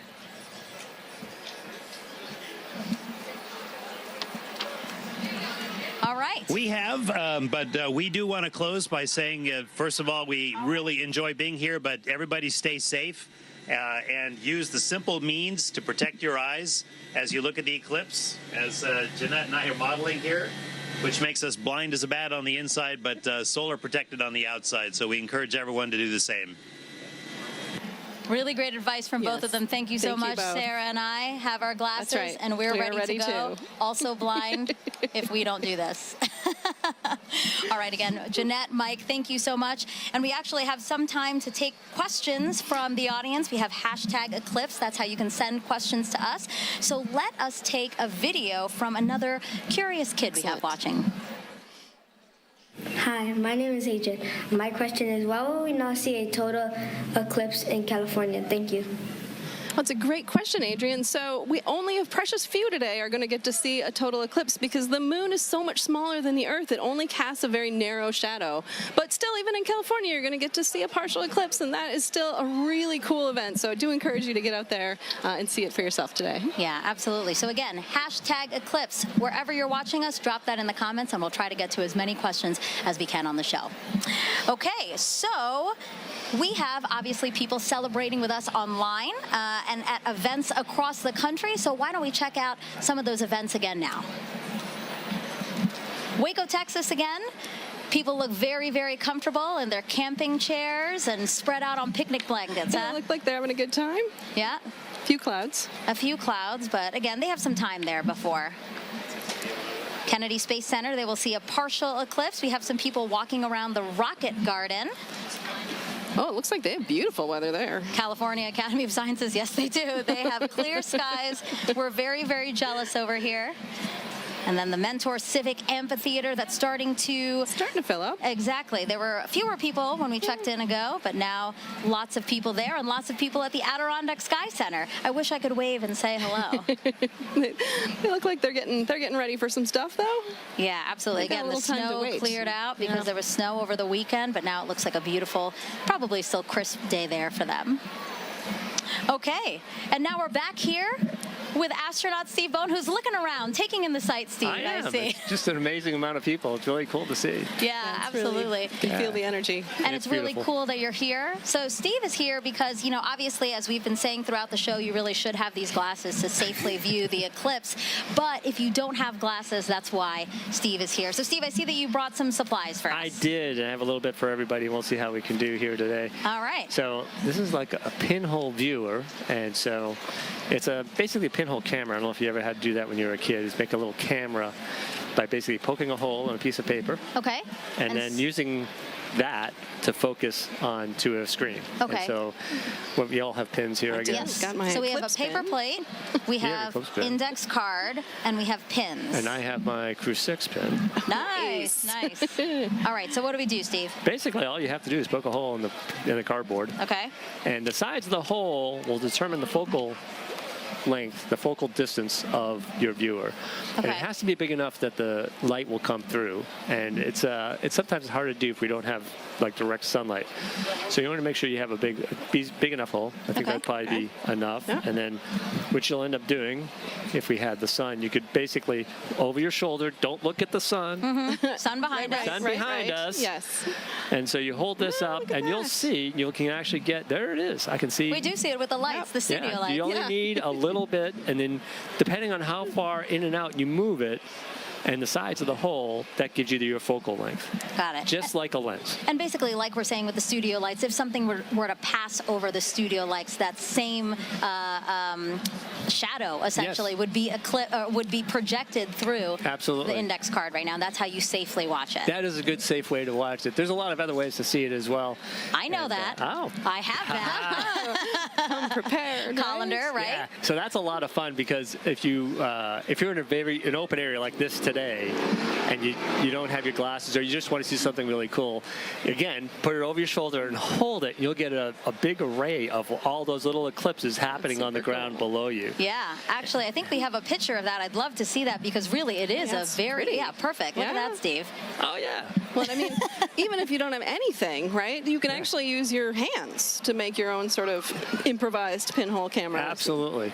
That's amazing. And, you know, I was explaining a little bit ago that in my own yard during the annular eclipse, when I was out working in the yard, and I said, hey, there's an annular eclipse going on. So I went under a tree, and I was looking at a tree, and then on my driveway, all these little eclipses, just hundreds of them. Yeah. And it's absolutely amazing pictures. Great. So I hope if people have trees near them, they can take a look at that. Steve, thank you so much for being here. We really appreciate it. Have a great day. All right. So the eclipse is getting closer and closer to the west coast of Mexico. We will experience totality there at Mazatlan, in particular, 2:07 p.m. Eastern Time. So let's head back over to James at our eclipse board for another look at the path of totality. Yeah, thanks so much, Megan. A lot coming up very soon, and make sure you know exactly when to go outside to observe that totality if you're on our path, or even right now if you're experiencing a partial eclipse. I've got in our Eclipse Explorer here, I can zoom out just a hair here to show you this. I've got our penumbra on, so this is all the places inside here already experiencing a partial eclipse. You've been seeing some great feeds from our camera in Mazatlan, Mexico. They've been experiencing that kind of crescent sun for a little while now. They're just about 20 minutes out from actually experiencing experiencing totality itself, they're going to have a long window where they are 4 minutes and 17 seconds. For some context, back in 2017, the last eclipse that swept across America, the longest time was only around 2 minutes and 40 seconds. That was in Carbondale. This time around, some very long times, just a little bit northwest of Torreon, Mexico. They're going to get upwards of 4.5 minutes. A lot of time to really observe it, but just make sure that you know when to be outside. And as always, access that tool at go.nasa.gov/eclipse explorer. This is going to keep moving on. You see this little thing. I have this actually running in real time. This is our shadow of totality. This is going to continue to move further and further to the northeast and actually make landfall in just a few moments in Mazatlan, Mexico. As you've seen all throughout the broadcast, we've got correspondents all up and down the U.S., all the way up to Maine, covering this live. Very excited to continue tracking this. Make sure you know what's going on here. But for now, back to you, Megan. All right, thank you, James. So now let's introduce you to more of our correspondents along the path, starting first with NASA's Lauren Ward, standing by to show us what's happening in Indianapolis, Indiana. That's right. Thanks, Megan. We are at the Indianapolis Motor Speedway in Indianapolis, Indiana. It is a gorgeous day. Behind me, I have over 50,000 people here to spectate today. Today, we are waiting for a spectacle that is of a celestial kind. Of course, this is most known for the Indy 500, but we are waiting for something a little bit special today. With me, I have the 2016 Indianapolis Motor Speedway winner, Alexander Rossi. Good to see you. Good to see you. Thank you so much for having me. It's great to have you. So the Helio Big Year is a celebration of sun science and how the sun touches everything, including IMS. So tell me, the track when you're doing a qualifying round is about 4 minutes long, which coincidentally is the length of totality. So tell us, what is it like being on the track? You know what? The sun plays a huge role in determining the performance of the car based on the track conditions. So we actually, when it's a day like this, as much as it's beautiful for the fans, it's actually very difficult for us as drivers, because as the surface heats up, the oils come to the top of the asphalt and it actually becomes slippier. So that's surprising to people. They think that temperature would mean grip, but it is until a certain point. And then once it kind of crosses over 100 degrees on the surface, you start to actually go the other way. Wow. And tell me about those tires. How does the sun affect those? So we use slick tires. So Firestone tires are slick. On a road car, you have tread, right? Because they're supposed to use in all conditions. Slick tires actually have a bigger contact patch, more surface area, so they generate more grip at a temperature, right? So they operate between 180 to 230 degrees Fahrenheit. Again, the sun is good until a point. When they go over that 230 degree mark, you start to lose that grip again. Ooh, all right. Well, we have a little competition going on today. We're trying to determine whose big day is it. Is it the sun's, the moon's, or the Earth? So my question to you is, are you Team Sun, Team Moon, or Team Earth? That's a hard one, but I'm going to go Team Earth. You know, I just think we're so lucky, especially today with the people that are around us here, to be able to witness what we're about to see. Go Earth. Go Earth. You heard it here first. All right, guys, thanks. We'll be back here. Daryl in Niagara, over to you. All right, thank you very much, Lauren. Just 500 miles northeast of you. We are here at Niagara Falls, right next to the Niagara River. This is a special location for a lot of people because it is a once-in-a-lifetime opportunity to see a natural wonder set against a celestial one, the solar eclipse. And so let's talk, first of all, about the natural wonder. And it all starts right here. Look at this massive river and the amount of water that's moving through here. 500,000 gallons of water, 500,000 bathtubs actually going over the falls at every 60 seconds. It's tremendous, the flow here. It interacts with the air, it hits the rocks, and it also, you know, it flows up a mist column that is omnipresent. This is always here. So one of the things that eclipse watchers want to see is, how does it interact with the light? Will we have a pink rainbow because only prominences from the sun will be seen and they're pink? We'll have to see about that. One thing we do need is a little bit better cloud clearing around here, because we do have some cloud cover. But that's okay. People who have gathered here are excited and they're hopeful that it will clear. Who's here? Well, I want to show you our camera from about 500 feet away. Look at all my friendly eclipse watchers. Are you guys ready for an eclipse? Yeah!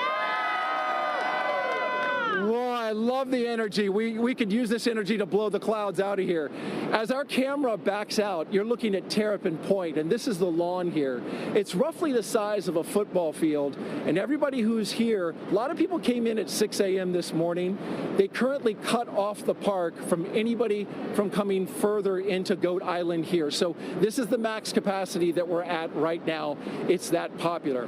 Over to the other side, our friends from Canada. Look across the river gorge, about 1,000 feet away. Niagara Parkway is lined with people. So it's a beautiful shot over there, and we really appreciate our Canadian friends who have joined us. Now, this isn't just about the solar eclipse. We've been here for the past week, and we were at locations all across Niagara Falls, 12 to be exact. Take a look at this video. Crowds of people packed the Niagara State Park Welcome Center, where Commander Munikin Campos, the mannequin who flew around the moon during the Artemis 1 test flight in 2022, was on display. Our partners at the Canadian Space Agency sent kids virtually to space all week long. And NASA experts from the Kennedy Space Center gave presentations and talks at places like the Niagara Aerospace Museum and libraries across the area. The outreach was a huge success, with thousands of people participating in the events and passing through our exhibits. And we just want to thank everyone who came out to see us at all our locations, and we hope you left a little inspired about space exploration and a little wiser about all NASA's missions. Okay, coming up, we've got a very special guest for you who's going to share the eclipse with us. CSA astronaut Jeremy Hansen. He's going around the star today, the moon. Not the star, the sun, the moon. The star of the show, I should say. He's going to be here. He's interacting with the public. We're going to get his thoughts on totality along with everybody else who is here. And we're pumped and excited. Right, everybody? We ready for the eclipse? You can hear the excitement. All right, now I'm going to send it 800 miles to the northeast to my colleague Angelique Herring, who is in Holton, Maine, where I hear you have some pretty good weather. Hello, Daryl, and welcome everybody to Maine. That's right, we do have some great weather. We are here in Maine, and actually we're about 3 miles away from the Canadian border, and also about the last stop on I-95 North. So we're the northmost spot for today's eclipse broadcast, at least in the United States. And so hello from way up north. Now, just like Daryl said, we do have some excellent weather here in Maine today. We've been here for a couple of days, and it's actually been pretty wintry right up until about yesterday. We had snow. It was pretty cold, but you know what? Today, the sun is out, the skies are blue, and it's looking like perfect conditions for an eclipse, or as the Mainers would say, wicked good weather. Now, we're actually standing here in Market Square in Maine, and we are outside of the Temple Theater, where it has actually been in operation since 1919. Over the last 150 years of its operation, it's seen everything from silent films to burlesque shows, and today, it's got a more celestial show with the eclipse. Now, the last eclipse to come through Maine was actually in 1963, and that eclipse was only visible for about a minute. In contrast, today's eclipse will be visible for at least just about 3 minutes or so, so everyone here is going to have a lot of time to take in the celestial show, really soak in the event. And the next eclipse won't be coming through Maine until 2079, so it makes a lot of sense that we've got a lot of people here really excited to see this once-in-a-generation opportunity and event. We're all excited. I know everybody here is excited, so we'll be here waiting for the moment that we've all been waiting for, the eclipse. With that, back over to you, Megan.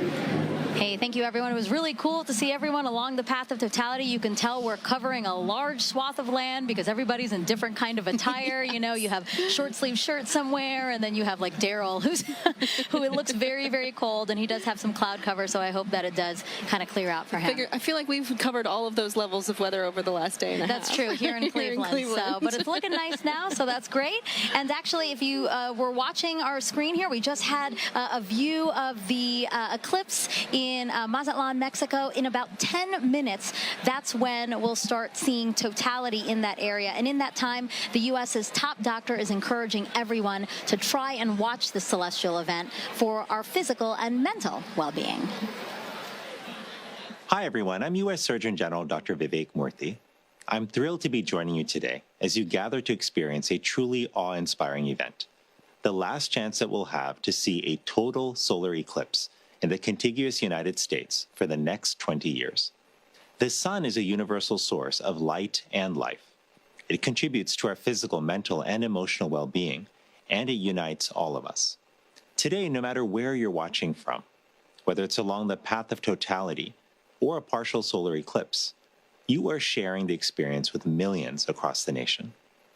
And moments of connectedness like this truly matter. Last year, I issued a Surgeon General's advisory warning about the public health crisis posed by loneliness and isolation. I shared that our connection with one another is a powerful force that can help protect against the damaging physical and mental health impacts of loneliness. What better reason is there to come together with friends and loved ones than to share a once-in-a-generation experience like the solar eclipse? This is an experience that will stay with you, precisely because of the awe that it inspires. Awe allows us to step outside of ourselves, giving us fresh perspective and opening us up to connections. So grab your eclipse glasses and let's enjoy this moment together. Some great advice. Thank you so much. All right, we have time for other hashtag eclipse questions. Sarah, are you ready? I am absolutely ready. All right, let's take a look at this video from a familiar face. Hey everyone, I'm Scarlett Johansson, and I play a NASA Public Affairs Director in the new film, Fly Me to the Moon. I hope everyone is safely enjoying today's eclipse. I actually have a question about the moon for NASA. So during a total solar eclipse, I've heard that craters and features on the moon play a role in what viewers see on Earth when the moon blocks the sun. So why is that? Question, Scarlett. So yeah, as we, the moon isn't a smooth marble. It actually has big, high mountains and valleys, these craters. And as we approach totality, sometimes you'll hear people talk about Bailey's beads, and these are the last few moments of sun creeping through those deep valleys. Yeah. Just before we hit totality. Yeah. Absolutely. Thank you so much. It's so great to have you here to answer some of these questions, and we plan to take more. If you send them in, hashtag eclipse again. Okay, if you're just joining us, I'm NASA's Megan Cruz, and this is NASA lunar scientist Sarah Noble. And as you can see, you are watching the official NASA broadcast for today's total solar eclipse. And we are in the heart of downtown Cleveland, where NASA is celebrating this celestial alignment. Take a look at our shot from the air. That is how many people who are just here at the Great Lakes Science Center alone. So many more spread out throughout Cleveland, because again, the last time this city had a total solar eclipse was 1806. But again, just down the road, we have the only NASA center in the path of totality.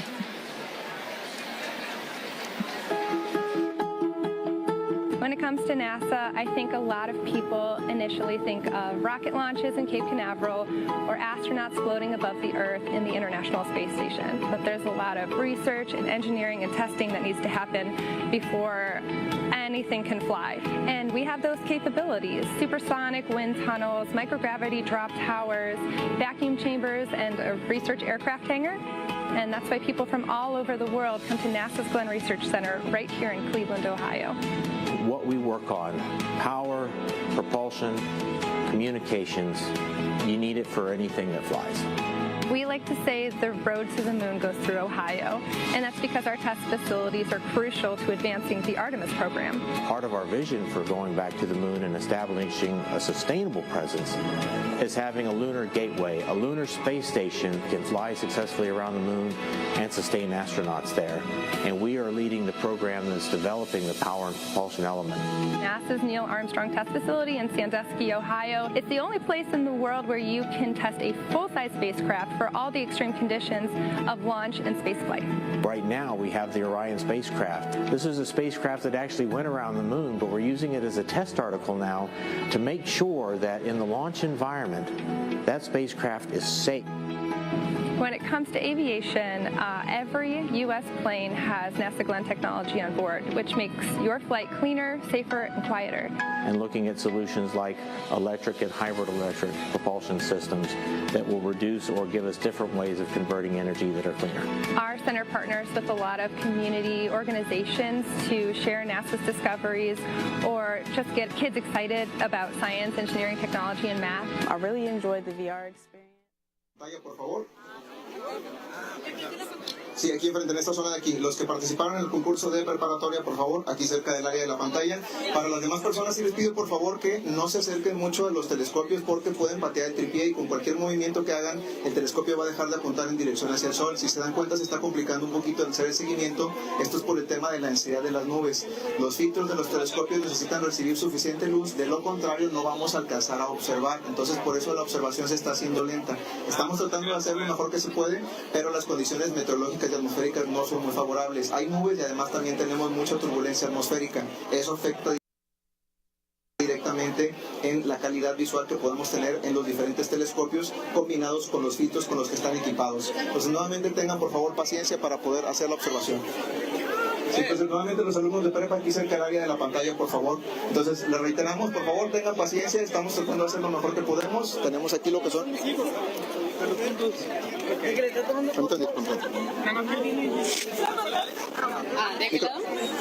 le está acabando la pila?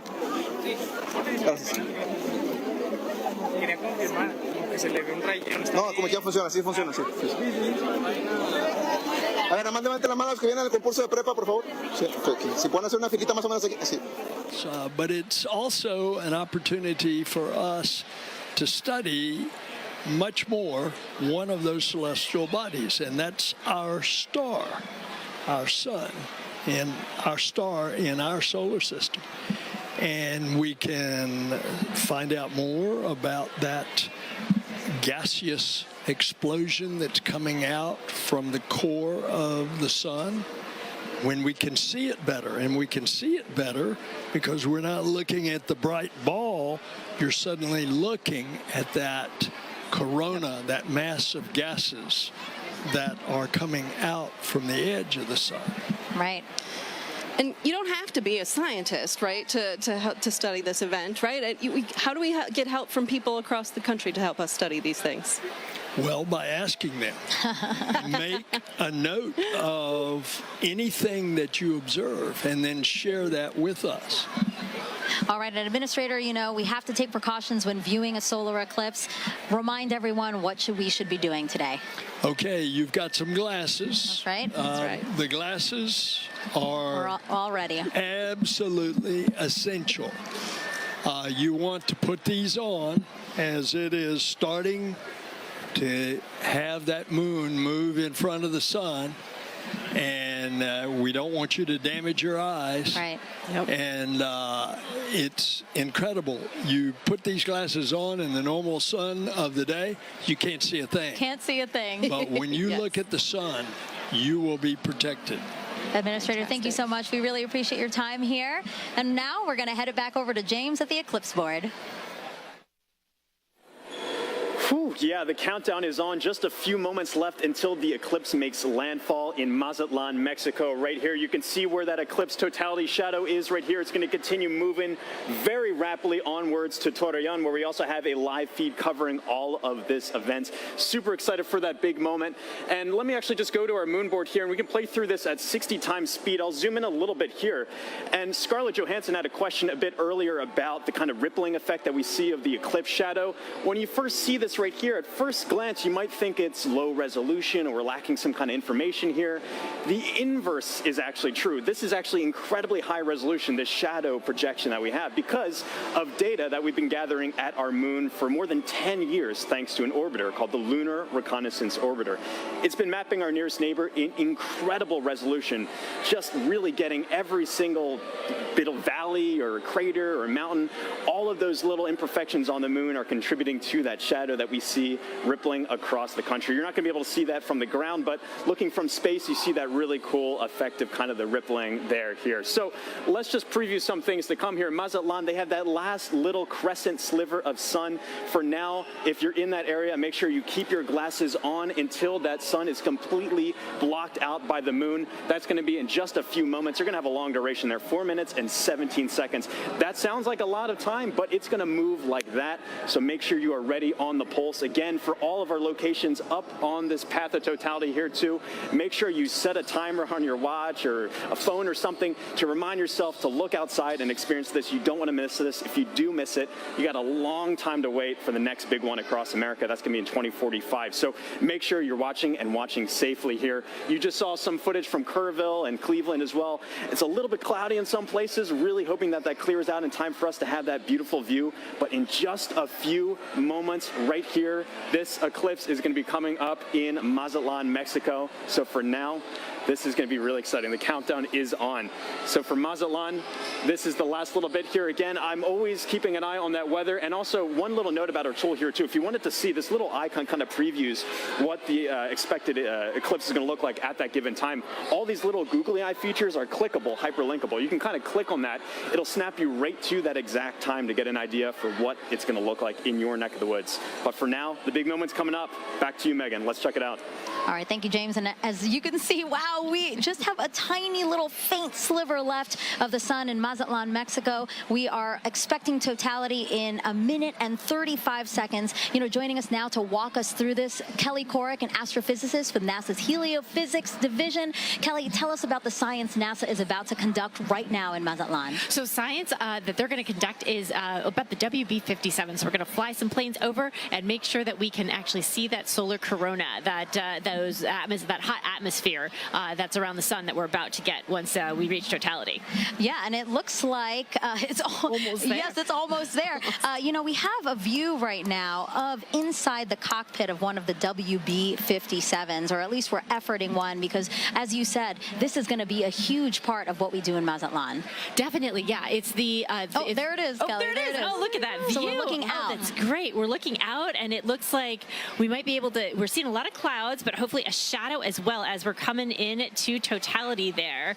And so, yeah, so these WB-57s are carrying 3 different instruments or 3 different experiments, 2 to look at the sun and 1 to look at our atmosphere, because our atmosphere actually responds to the eclipse. And we're trying to figure out how that ionosphere, that layer of the atmosphere, actually responds to it. And you said it does look like there's already a shadow over land. You know, we also have a shot, and we'd like to pull that up now, a shot of the coast and the fact that it's already going on over. And you know what's really cool about all of this is we do have eyes all over this thing because we are collecting so much data. Yeah, definitely. I mean, we have the stuff here. We also have rockets on the other side of the country being launched. So again, study that. Oh, look at that. That's the diamond ring. That's right. We're not there, but I feel the energy just watching it. Yeah, so this is because of the craters and the peaks and valleys of the moon, we're seeing the last bits that are just getting through, and now we're getting to totality. This is great. So you're starting to see those pink fingers out there kind of sticking out.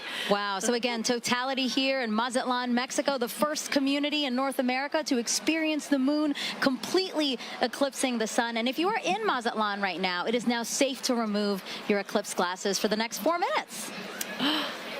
And you mentioned some of those pink filaments that we're seeing, right? Can you talk us a little bit through that, Kelly? Yeah, so those pink filaments, because they're helium-rich, that's why they're appearing pink and they're hanging out there. Those could be the start of space weather. So there are lots of tons of material, billions of tons of material that could possibly be one of those explosions for space weather, the reasons why we really study the sun and try to understand how to live with the sun. Well, can you explain why space weather is important to us here on Earth? Definitely. So it's not just satellites that are interested in space weather. It's also our power grids, because of those energetic particles coming from those big explosions that could happen in the sun. That could damage our power grids. It could also do things like interfere with GPS signals. And I know we all use our phones to navigate everywhere. So if we didn't have that, that would be a big problem. So we're looking to understand it better so we can all mitigate all those things. Some of the movement we're seeing here is just our telescope operator adjusting, because again, they needed to make some changes for before totality. Now they're viewing it a different way, and then after totality we might see some shakes there as well. But I really just cannot believe how crisp it is. As we said, it's not a marble, but I mean just the view of it is so crisp with these little again, those filaments are just amazing that we can see that to such accuracy, you know? Right, definitely. And also the white fuzz. I mean, you're seeing something that's 1,000,000 degrees just hanging out all around the sun. And you know, 3 million Earths can fit inside of there, so there's a lot there's a lot of atmosphere there, all around there, just hanging out, being very warm. And so one of our mysteries is, and one of the B-57s are addressing. There you go, WB-57, our pilot. Yeah. He's flying. So basically, Kelly, he is going to fly and try to chase down the shadow for as long as possible, keep up with it as long as possible. Exactly. The shadow is much faster than the plane. However, they can chase it for a while and get an extra 2 minutes. So on the ground, we can only get 4.5 minutes, and they're going to get 6.5 for that plane. I love that they're waving to us. Oh, there you go. And now we're flipped. Now we're seeing the front. So again, they are in night. I mean, it looks very dark with only some light on in the horizon. Yeah. Right. Yeah, and that's what we'll expect wherever we see totality. Is the night sky is very dark. You might even see some planets or stars, and then you'll see like twilight all around in 360 degrees. What an amazing vantage point as well. My gosh. I'm very jealous. Kelly, are you jealous? I kind of feel like you're jealous. I'm kind of a little jealous. Yeah, I kind of want to, see if I can make a faster plane so we can, follow it the whole way. Plus, they're up above the clouds, so they don't have to worry about the clouds. Exactly. Well, I do want to say a big thank you to the WB-57 pilots and the whole team supporting them for that great view. That was awesome. Kelly, you have a wealth of knowledge when it comes to the sun. And for those watching, if you're interested in learning more with her, check out her and other experts featured in the Sun series of NASA's Curious Universe podcast. And that QR code will pop up on the screen, and that'll take you straight to the episodes. Again, look at that double box we got there. We're showing you amazing views during this broadcast. A big thank you, actually, to the Solar System Exploration Research Virtual Institute, or SERVI, for providing the telescope views from Mazatlan. Yeah, the SERVI team down there, the SERVI team is based out of Ames, but it is a collection of teams across the country and across the world that are sort of studying the intersection of science and exploration, helping us get ready for our next trip with humans to the moon. Yeah, that's amazing. Okay, totality is actually about to end in Mazatlan. Let's keep watching our screen right now for, again, what are we watching for, Kelly? We're watching for the diamond ring effect. So that's when the first bright light, we're starting to see it on the side there. So you're going to put your glasses on right now to protect those beautiful eyes, because now we're going back to the partial phase. Whoa, that's amazing. Wow. Yep. Kelly, that's a filter, by the way, everyone. That's why we're seeing that. But when you said put on your glasses, I'm so trained now to do it that I almost did it here in Cleveland. No, we're fine in Cleveland. We're still in Mazatlan. Again, what we're seeing is because we needed to adjust the filter now that, again, it's basically like putting on our glasses. The way that you said people on the ground need to put on our glasses, our telescope operators need to protect their own eyes as well as their equipment. Exactly. Well, thank you so much, Kelly. I really appreciate your time here with us. It was so fun to learn about the science and actually see the first eclipse come for North America here. So thank you so much. Thank you. All right, as you can see, there's a lot to learn about our sun and eclipses. So to explain it all in a really fun way for kids, NASA developed a clever game called Snap It. We have another QR code coming on your screen right now. Just scan that code, or if you're watching us on your phone, all you have to do is screen grab it, press on it later, and you can check out that game. Also the website, if that's easier for you, go.nasa.gov/snapit.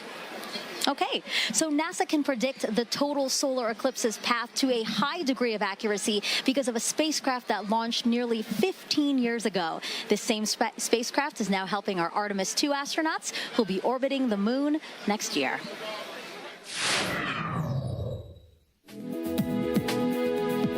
NASA's next step in establishing a long-term presence on the moon is sending 4 astronauts to fly around it with the Artemis II mission.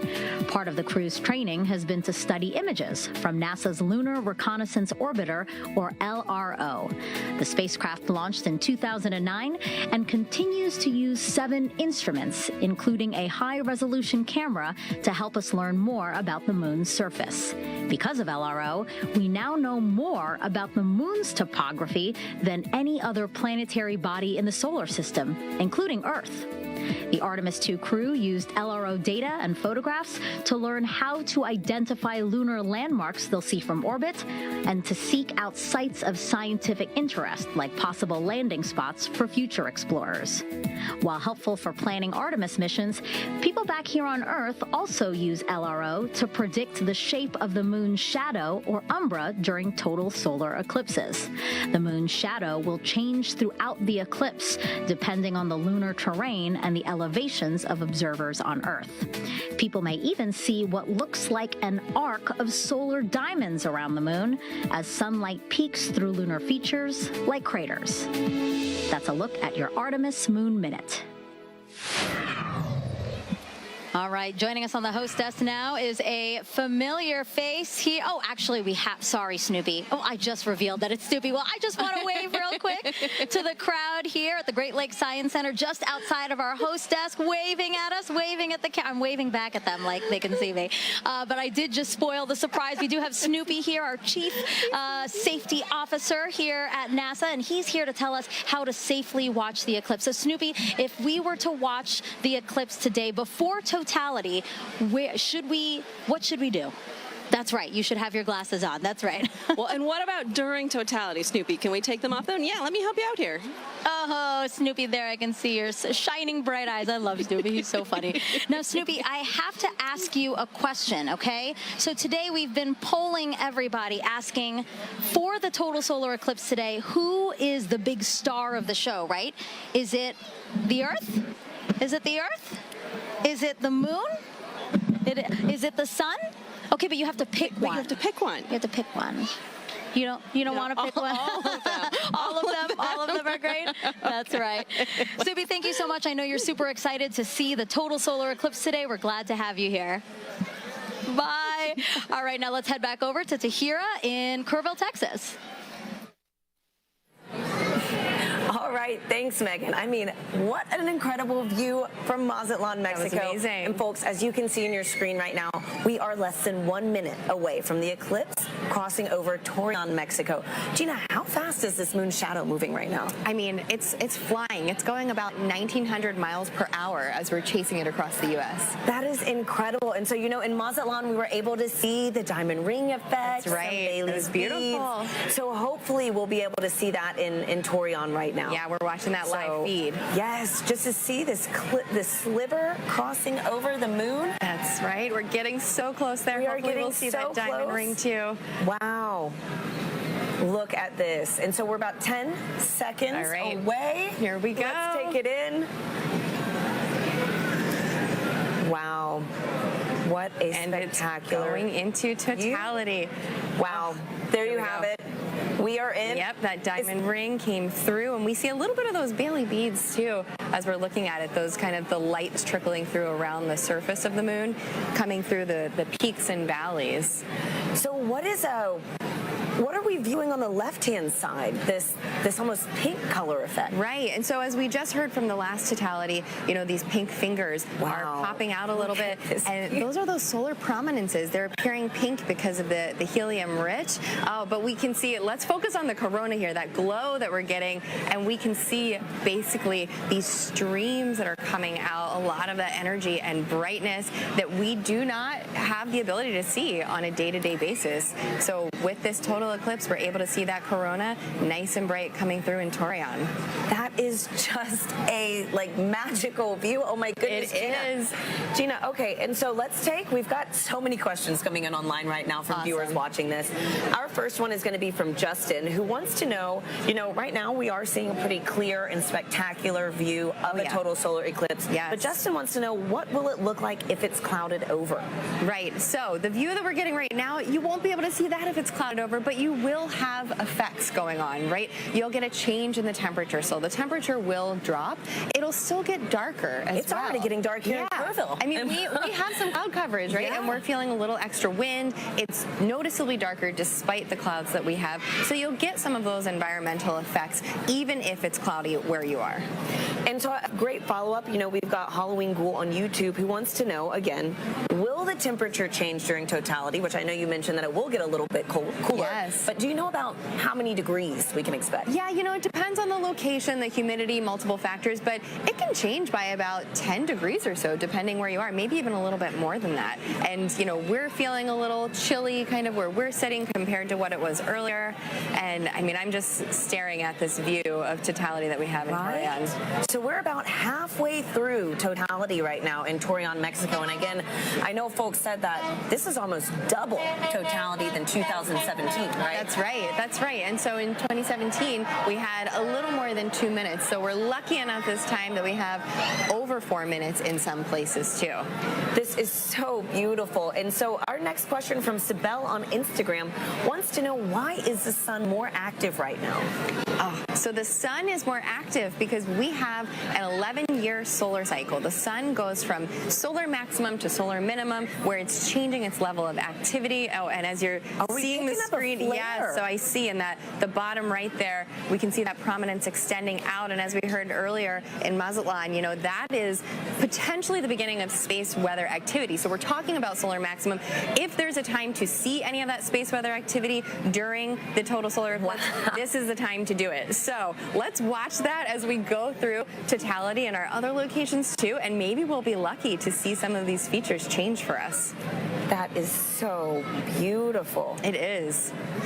And so, Gina, too, you know, how we're in a higher cycle, solar cycle right now. How many years, you know, is that fluctuation? Right. The solar cycle goes on for 11 years when it peaks in activity, and that's where we are. Where the latest predictions are that we will reach that maximum sometime this year, and then we'll decrease in activity going back down to solar minimum.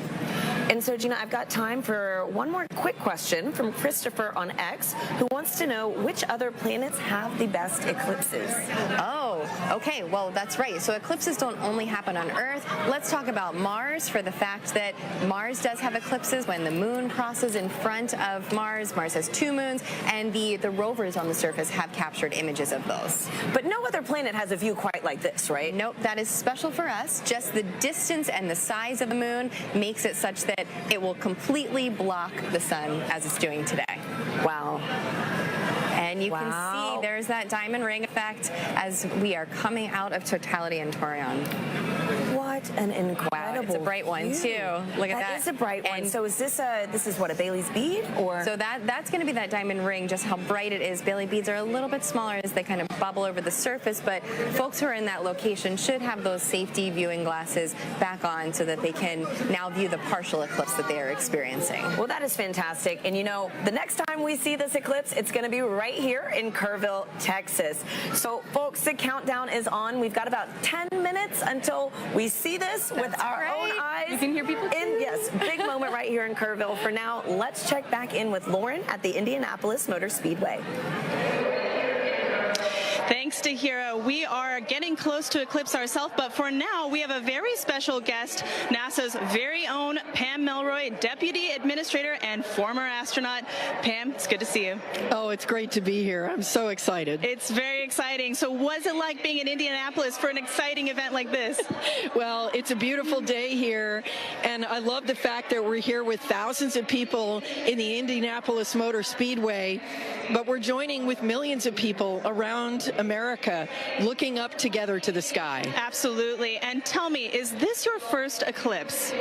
It's not my first eclipse, but it will be my first totality. I've seen several partial eclipses, but there's something mystical and mysterious and in some ways unifying about a total eclipse, and we're all going to feel it together. Absolutely. We could not have lucked out more on this weather today. So as a former astronaut, we know that sun science and space weather are very important to keeping our astronauts safe. What is space weather, and why do we care about it? What is NASA doing to study it? Yeah, that's right. It's actually very important. It is of concern for astronauts who are in space because they experience the radiation of the sun that comes from solar flares and solar weather. But the reality is it's also affecting life here on Earth.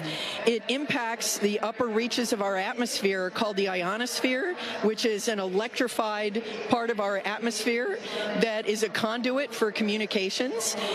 It's critically important. It can even affect power grids. And of course, if you ever have seen the Northern Lights, you've seen the effect of solar weather. But really the focus for today is where that solar weather starts, and that's in the corona, the sun's atmosphere. It's very unusual, and we don't exactly know what's happening because the sun's atmosphere is millions of degrees.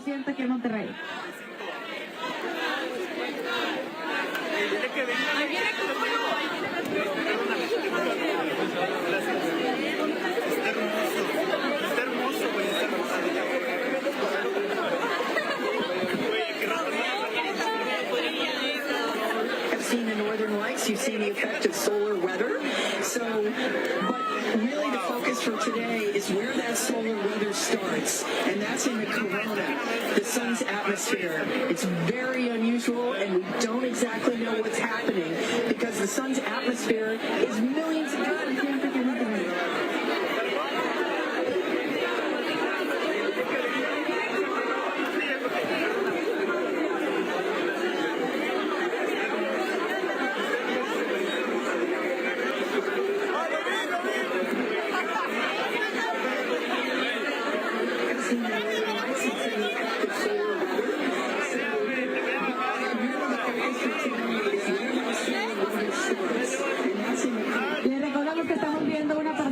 De 95%, que esto no se va a volver a repetir hasta el 2052, que veremos un eclipse de este tipo en México. Así que disfruten mucho. Recuerden compartir los filtros con sus compañeros que no han podido observar este fenómeno.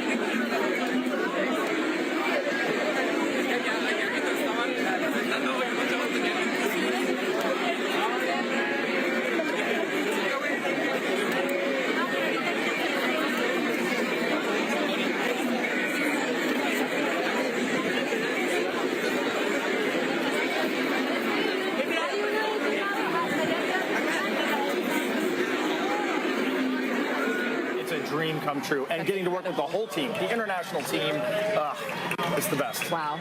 Well, thank you so much for being here with us, Reed. You know, really quickly, do you have any advice for anybody that might want to follow in your footsteps one day? We always say that you have to find that job that you love, go all in on it, live your best life, be as good a professional as you can, and someday apply for the program. And we look forward to seeing your application come across our desk. Thank you, Reed, and good luck on your upcoming mission. Thank you. Great to be here.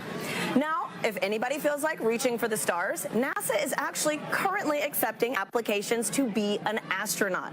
You could one day travel to the moon and eventually to Mars. From teachers to scientists to even those in our armed forces, we are looking for a diverse group to take humanity farther into the cosmos. You can apply now through April 16th by visiting go.nasa.gov/astro2024.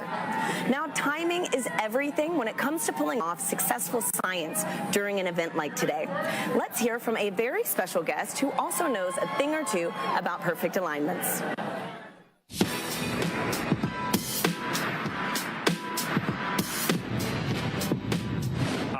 Young, shortstop for the Chicago White Sox. What does it take to do my job? Gotta know your physics. I specialize in predicting the path of fast-moving objects at a split-second pace. At my position, it's key to know exactly where and when two paths will cross, just like NASA needs to know when the Earth...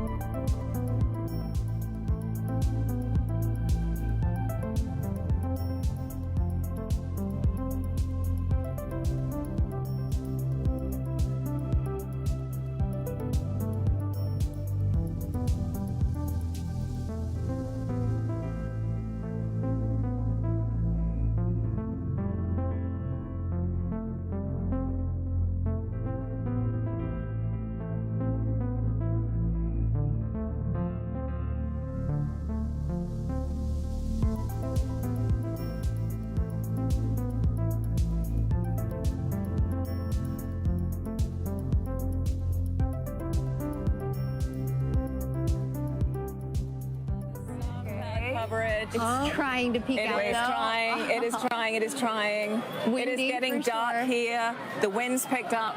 You could actually see the birds started flying in a very weird pattern a minute ago. Good point. Come on, clouds. Everyone's screaming. Yes. You know, I might have to switch to Team Sun. Come on. Oh my goodness. We're there. We're nearly there. Okay. Here we go. Wow, the crowd is counting down. Yes.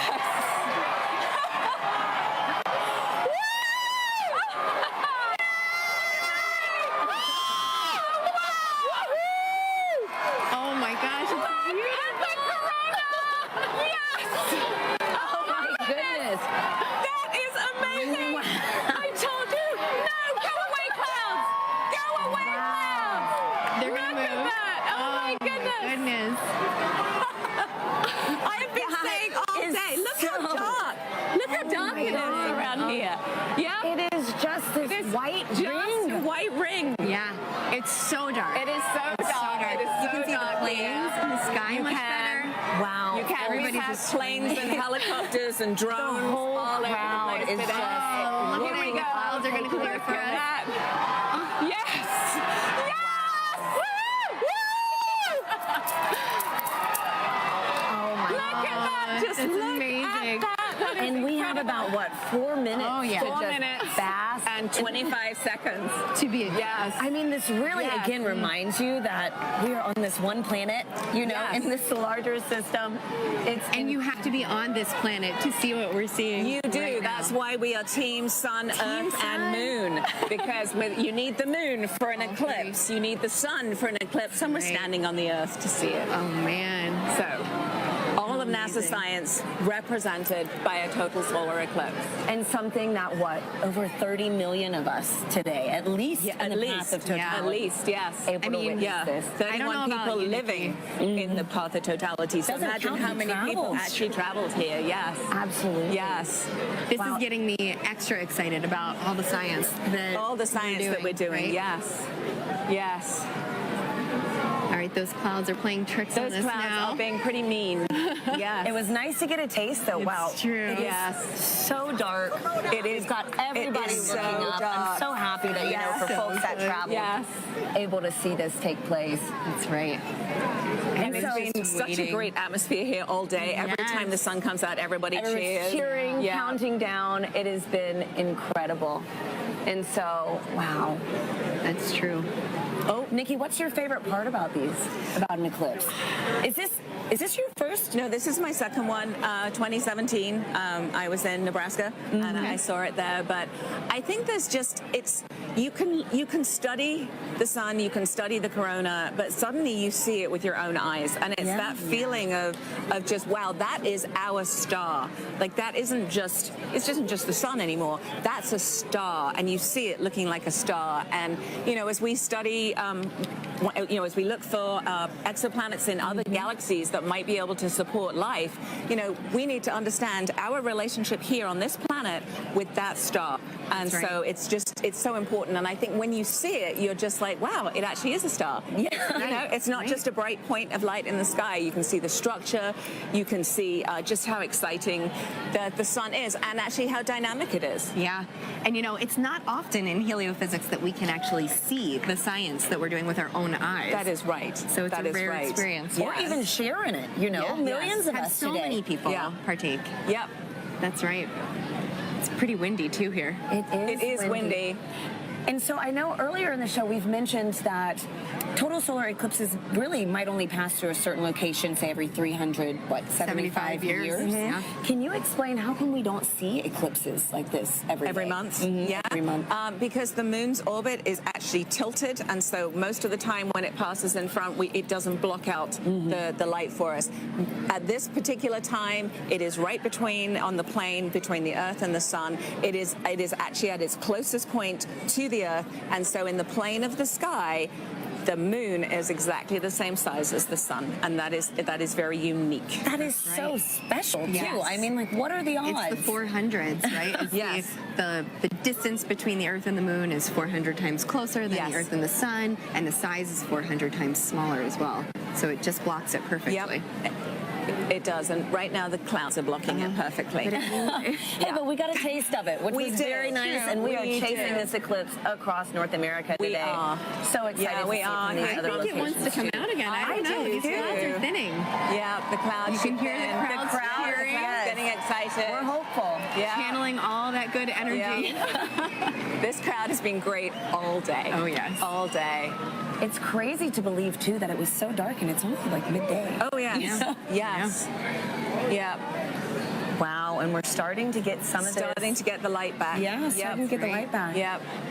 So unfortunately, we did not see the diamond ring at the end of the eclipse because of the clouds, which is always a crowd pleaser. But we did see it actually right before totality. There was suddenly this beautiful bright one light, and then it all went dark. So we did actually see quite a few great features on the sun, and somebody actually was saying they could see a sunspot. Obviously through their glasses, but they could see a sunspot. So can you clarify what the sunspots are for our viewers? Yes, absolutely. So if you were looking through your glasses, you might have seen a couple of dark spots on the sun. They are actually very intense places. There's very, very intense magnetic field there. They're very active, and that is what can cause space weather. So every now and again, those active regions can sort of explode and then send billions of tons of solar material towards our planet. Wow. Well, this was fantastic. Thank you so much, Nikki. This was incredible to experience this with you. Let's follow this eclipse right up that path. Next up is Dallas. We have Joy and Michael standing by for their big moment in the sun. Yeah, you can feel the temperature change. The wind has completely quieted down. Yep. So the energy here is amazing. So with me right now is Dr. Michael Kirk. He's one of our eclipse experts. Michael, we saw an annular eclipse back in October, but today is a total eclipse. How are you feeling today? It is totally different. I am ecstatic. The annular eclipse was really cool. This is, you can feel it, the energy here is electric. If you look around, you can see that the darkness is coming. Let's have a quick look at what we're looking at right now. We're almost there. We're a couple of minutes away.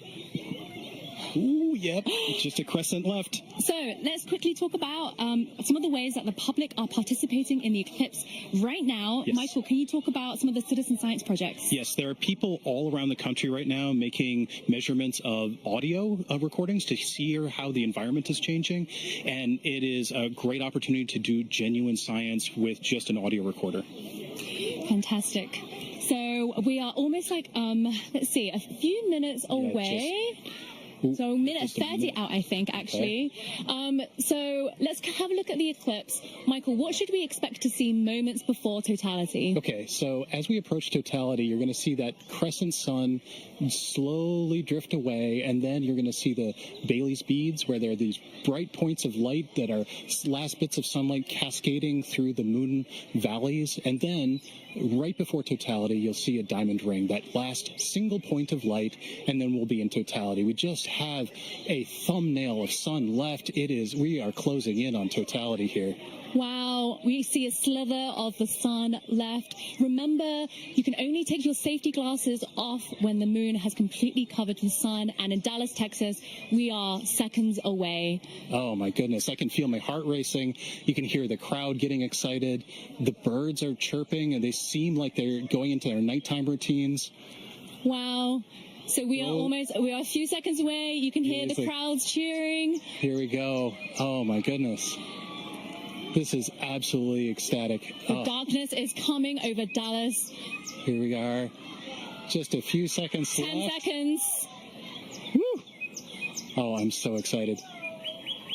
Okay, we are 5 seconds away from totality. One little bit. It's totally dark here. Deep twilight around here. Wow. You can hear the crowd. So the last bit of lights, and we're in totality. Woo! Oh my God. Oh my God. That is absolutely breathtaking. Oh my God, Michael. How are you feeling right now? I am just awestruck. I mean, there's a few high clouds, but the beauty of the corona is clearly visible. You can see that spiky structure just poking out. It is heart-stoppingly beautiful. Oh my goodness, I have tears in my eyes. I was not expecting this. This is one of those experiences that you just never forget. I feel so special to be right here, right now, experiencing it, and knowing that people literally across the nation are doing the same thing it's truly amazing. Wow, let's take a moment to take it all in. This is absolutely breathtaking. Wow.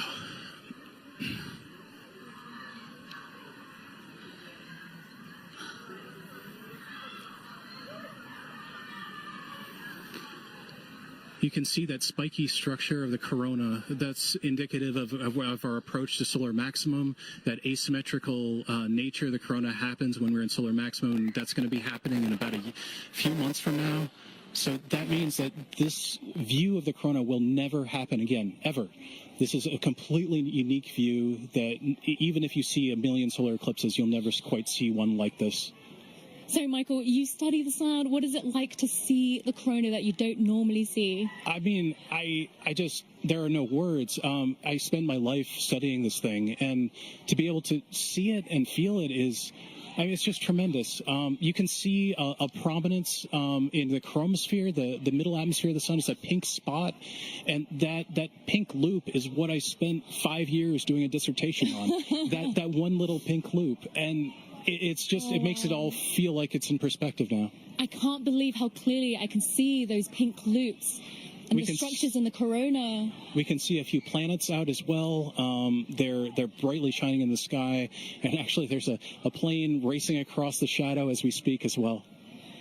And I just want to take a moment to say huge thanks to our telescope operator, Vanessa Thomas, for providing these views. This is just so stunning.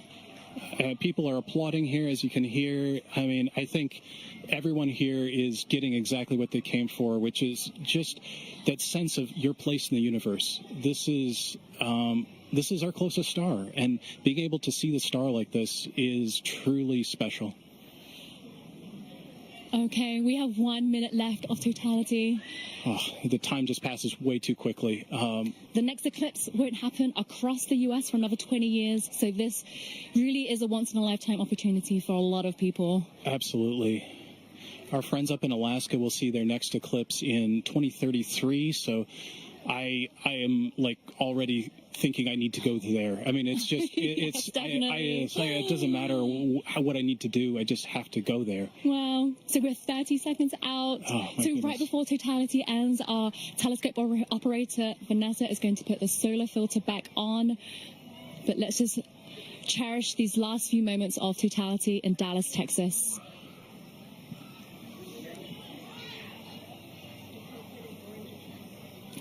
Michael, what will happen right before totality ends? So as totality is ending, we'll go through the process in reverse. You'll see maybe a diamond ring, a few Bailey's beads as the sun creeps out of totality.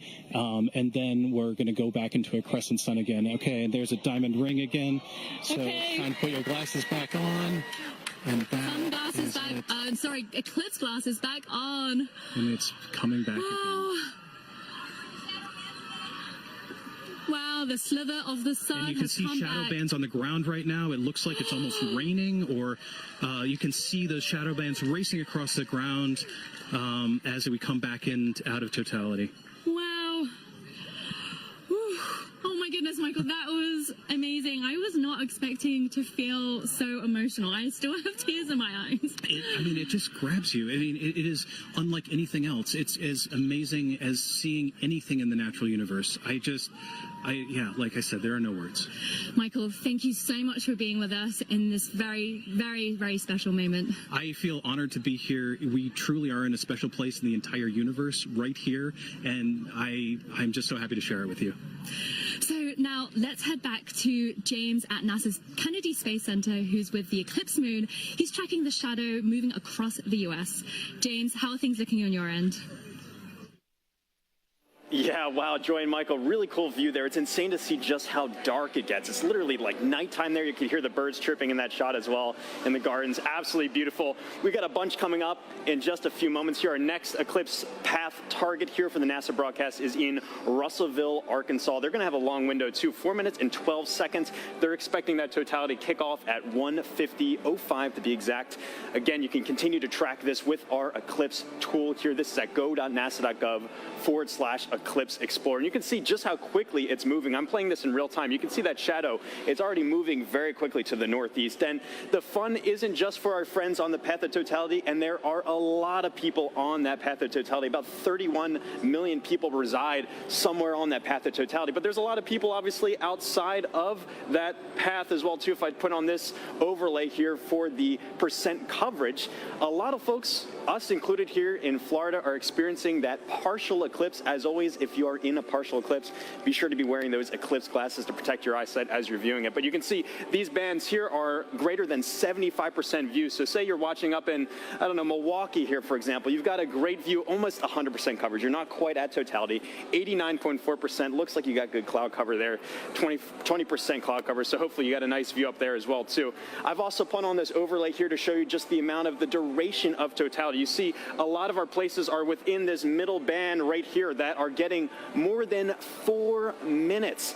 It may seem like a lot of time, but as you've seen just how quickly that can go by. Michael sounds like he wrote his whole dissertation, a 5-year piece on those just few moments there. This just passes so quickly. And again, if you miss this, the next time you're going to have to wait for this in the U.S. is not going to be until 2045. So again, make sure you're previewing exactly when to expect that peak time of coverage wherever you are in our path of totality or even outside of that path of totality. So a lot coming up very soon. Again, our friends in Russellville look like they have great coverage there as well too. Only 9% cloud cover, so hopefully they're getting a really nice view. But let's check in with Jasmine up there to see. Hopefully you're looking good for there. How's it looking up in your way up in Russellville? listening. I'm just looking this way. Everything is looking absolutely fabulous here in Russellville. We could not have asked for better weather. So we are back here in the downtown Depot area, and joining us now is heliophysics expert Dr. Patrick Kane, all the way from DC. How are you feeling about your very first total solar eclipse? I'm incredibly excited. As I'm watching all of the changes, there go the crowd. As I'm watching all of the changes, I'm thinking back to the textbooks that I've read, and so it was all academic before. This is no longer academic. Yeah, so the feeling is very different than what we might read in a textbook. Patrick, just explain, describe the atmosphere around us as it's changing. All right, right now, as I'm looking around, of course, the temperature has been falling for the last 20 or 30 minutes, but the light is dimming, and it's dimming faster and faster and faster. It seems like it's accelerating. The crowd is definitely getting excited. I'm looking around the ground to see if I see the shadow snakes. I don't, but this is just really exciting. It really is. Honestly, like you said, we're feeling that cooler weather. Yeah. The crowd behind us just erupted. We're also feeling them fall a little bit quieter, too. Right. So we're going to take a beat of silence as we get into totality. I think we're less than about 15 seconds away. So we're going to also look over our shoulder with our solar eclipse glasses still on until we are in totality. Here we go. Just a sliver of the sun left. Getting close. Crowd's getting excited. The crowd, all around us, completely electric.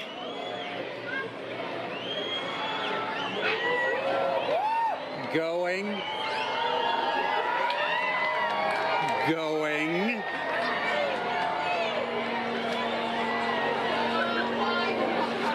Wow. Oh my goodness. Here we are. Here we go. And the crowd goes wild. God. Oh my God. Wow. We got some Bailey's beads. Absolutely stunning. That is spectacular. We see Venus over to the side there. And Patrick, it came and went so quickly, but we did see a diamond ring We did at the very indeed. beginning there. Can you describe to us what is that? Sure, that diamond ring effect is due to the moon not being perfectly smooth. It's got mountains, it's got valleys. So just like here on Earth, when we see a sunrise or a sunset through a valley, we just watched a sunset through a valley on the moon. Absolutely stunning. Oh my. So you said we could see one planet. I see it right there in the Yep. sky. Can we see any others as we're looking up? Yeah, we've got Venus on the over to one side. We've got Jupiter up here to the left of the sun. And there's the corona. Absolutely beautiful. That is spectacular. Now, you also said that this is happening during what we're calling a solar maximum. Now, Patrick, does that mean that the sun is stronger right now than normal? Not so much stronger, just more dynamic. It's changing a lot. During solar maximum, the magnetic field on the sun is more chaotic, it's more disorganized. So you see more random directions for the jets of gas leaving the sun. Right. That is spectacular. We could see a stream. All right, we are reaching Wow. that halfway mark already, 2 minutes into totality. There's even just a hint of a diamond ring down at the bottom. I can see it. Yeah, the we're looking lower at a limb. diamond See that? ring from Arkansas, the Diamond State. Now, Patrick, of course, as we've been talking about it, this is part of what we are calling the heliophysics big year. You are a heliophysics extraordinaire all the way from Washington, D.C. So what does that mean? Okay, so the heliophysics big year started out in October of last year with the annular eclipse. And of course, we take a pause here in the middle to watch this particular eclipse, but then it will end on December 24th of 2024 when Parker's solar probe passes as close as it's ever going to get to the surface of the sun within 9 solar radii. Oh, wow. And I'm sure that means a lot to you because you worked on Parker's solar probe about 20 years ago during its inception. So tell us a little bit more about that. I worked on a concept study for Parker Solar Probe back when I was a graduate student in around 2002 or so. And back then, the idea was for it to actually dive into the sun rather than orbit the sun. So it was going to be a sun dive. Wow, that is fabulous. This must be a very full circle moment for you, right, Patrick? This is brilliant. This is absolutely brilliant. And that diamond ring has been Wait a minute. That's pink. What we are actually seeing is down into the chromosphere now of the sun. We're seeing a little bit deeper than the corona. I believe it's because of the pinkish color. We're looking down into the chromosphere, which is the next layer of the atmosphere of the sun down. Oh, wow. Wow. Oh my God. This is like nothing we have ever seen here in Arkansas, and like nothing we will see for the next 2 decades, right, Patrick? That's right. It's going to be 21 years before we see it again here. 2045. All right, so as we are starting to exit totality, of course, we're going to be very careful with our eyes if needed. We're going to put those solar glasses back on, of course. And the crowd just erupting, falling quiet again as they watch this magnificent moment take place. I am actually seeing bats flitting through the air. Oh, wow. Well, we will be very careful then. Well, yeah. And why is that, Patrick? Again, those nocturnal animals are coming out, right? As far as they're concerned, it's nighttime. It's time to feed. So they're coming out to feed on all the mosquitoes we've been swatting. Okay, got it. We'll be very careful for all those nocturnal critters around us right now. All right. We are getting closer. Get ready to put those glasses back on. All right. We're putting those glasses back on. The crowd wow, a second diamond ring seen from right here in Arkansas, the Diamond State. Absolutely stunning. Outstanding. Beautiful. Patrick, we're going to turn around now and just one question I really do have to ask you before we let you go is, are you team sun, moon, or earth? I am team sun. Team sun all day long. Fantastic. I figured from a heliophysics expert like you. We want to thank the city of Russellville for hosting us, Arkansas Tech University, and our telescope feed operator, Joe Mattis. Thank you so much. Now, let's get back to James Traley over at Kennedy Space Center. James, back to you. Yeah, thanks so much, Jasmine. What have you guys had there? So you were just right here in Russellville. You can see that shadow has now officially moved off and is on our way to our next target, which is up here in Carbondale. Carbondale is one of those very lucky cities because back in 2017, they were right at that intersection point of the 2017 eclipse across America. They're there again this year, but the difference is they're going to have a much longer slot. In 2017, they only had 2 minutes, 40 seconds, and that's not as much as they're going to have this year, which is 4 minutes and 10 seconds in the totally eclipsed sun. A really great viewing window for them to really take in this big moment. Very exciting to be able to track that for them as well. And also some details about this tool here as well. If I click onto their eclipse time here of 1:59:15 local time, you notice this little icon comes up here. This is actually simulated based off real data from the Parker Solar Probe of what we expect the corona around the sun to look like.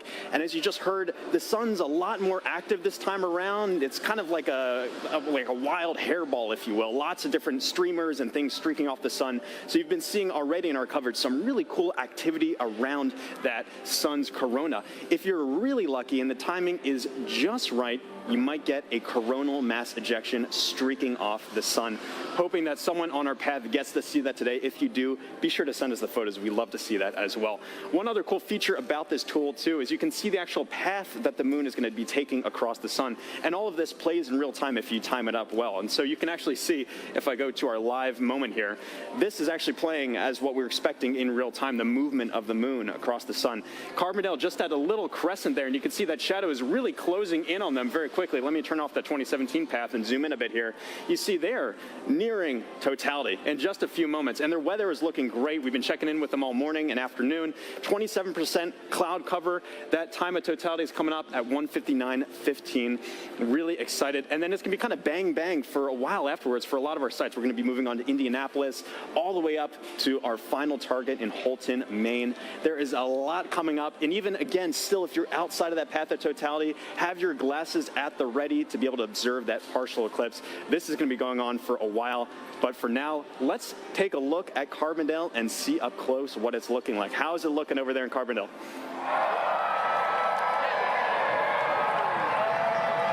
Couple more minutes. Well, the crowds are going nuts here in Carbondale at SIU at Saluki Stadium. Bob Baer as with us. And Bob, it's amazing. I'm afraid to look up. I know it's not quite ready yet, but tell us, what do you expect here for the eclipse today? Good weather. It's good weather right now. We have high clouds, so totality is going to look just a little bit fuzzy to us, a little bit hazy, but we are moments away from seeing the diamond ring here. This is awesome. Oh, I thought we saw it. I think we got about 1 minute. Okay, 1 minute away. Now, today we're having longer totality. So are you feeling the temperature change? Because I'm already feeling the temperature drop. I felt the temperature dropping about 20 minutes ago even, and the wind picking up a little bit. And I think, we have 4 minutes and 9 seconds here, so it'll continue to get cooler. And we got a lot to look at in the sky. I'm very excited. I'm looking up when I can. Oh, it's so close. It's getting very dark right now. See the very dark. You can see the shadow going across. This is the start of it. It's dark over here. It's light over there. This is amazing. Coming. Crowds are going nuts. We're about to get word that we're at totality. Oh, you can see the planets. The crowds are going nuts. This is crazy. Bob, this is amazing. Here we go. Don't look at the sun yet. Really it's not quite close. Totality, but you can still see some of the planets right away. Very close. You got about 15 And the crowd seconds. is very happy. Shadow bands. Oh, total darkness here. This is incredible. Oh, wow. There it is. Diamond ring. Diamond ring. Wow, it's amazing. It's amazing. That is awesome. Look at that. Oh, and Bob, that's amazing. Wow. Jupiter. Complete totality. I see Jupiter. Oh my gosh, that is gorgeous. Wow, this is amazing, Bob. Wow, that is huge. So we have some prominences. I think we want to go look through the scope. Go through, look through the scope. I'm going to walk over with you as you talk through the scope. We are right here at one of the telescopes that we have positioned here. Bob is looking through with the naked eye, and so you got going to give us some feedback on that. Maybe some prominences we're seeing. What's amazing is how dark it is compared to 2017. Much darker, a lot more astronomical features. We have seen Jupiter, and I believe what planet is that, Bob? That's Venus to the right. That's the Venus. Can't quite see Mercury. I think it's obscured by those light clouds. Yeah, light clouds. But 360-degree sunset around us. This is amazing. It's going to get darker. It's going to get darker. It's going to get darker. Wow, this is already pretty dark. We are not in the middle of the shadow quite yet. Wow. Did you see it? Yeah, timer's started. Okay, 2:46 to go.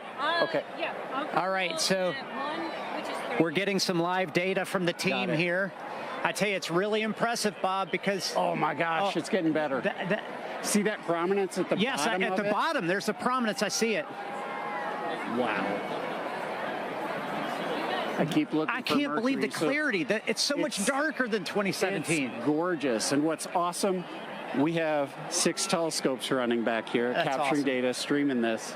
And that's a big important part here. This is not just capturing image to share with people watching the show. You are actually capturing scientific data that can be used by scientists everywhere. We are, and we've seen totality across North America so far in Mazatlan. Now we're experiencing it ourselves, and we'll experience it after this on the Jumbotron from the other dev sites. It's like the most amazing eclipse train you could ever ride on. Wow. This is a bit better than 2017. Without a doubt. Without a doubt. No cloud. And you know what's interesting is the crowd is quieting down. They seem to be experiencing the moment, taking it all in. A really special moment here. Look at that. So we must be getting close to the center. Where are we at? 2 minutes? So 1 minute, 30 seconds. The corona's looking brighter because our eyes are adjusting now. I mean, that is amazing, Bob. And how much corona you see. I mean, like just last time I didn't see that much. Visually, oh, there goes a bat. See a bat flying over the crowd. Oh, yeah, we talked about the animals. Now we see them becoming active. We found a Luna moth earlier as well. But that corona is about 4 times the diameter of the sun. That is massive. That is amazing, Bob. And I'm really curious about that prominence at the bottom. Have you looked yet, Blair? You have to look. I haven't looked. So take a look. So Blair's looking through the scope now. Oh my goodness! Totality. I know that one right at the bottom is significant, Bob. It looks like coronal mass ejection, but don't fact check me on that because I'm just a novice. But there's actually two on the Bob. You got to look at that. Yeah. There's two. Look at the 30 seconds. William. 30 seconds left in totality. Jump in there. Take a look. It's great because we have telescopes out here for people to look at and actually see total eclipse through it. Corona. And we're getting close. I don't know what you guys are seeing on television. But 10 seconds. We got to cut it off. Okay. All right. Here we go. 10 seconds before we need to put our glasses back on. Okay. Oh, sorry. You're good. You're good. We put the cap back on the telescope to make sure nobody looks. What an amazing event, Bob. There's the diamond ring. There's the second one. Oh, snap. Oh, that's amazing. It's like it was scheduled. Yeah, somebody had the timing right here. Oh my God, it's amazing. We will see shadow bands again here. You hear the crowd. Everybody's excited. There we go. What an amazing moment here at Saluki Stadium. Oh my gosh. With Bob Bear and 10,000 fans, all loving every moment of it. Bob, some final words. Well, I think we just had an eagle fly over. Okay, but incredible. Well, that's one of those things you said. We saw animal reaction. We heard it. We felt it.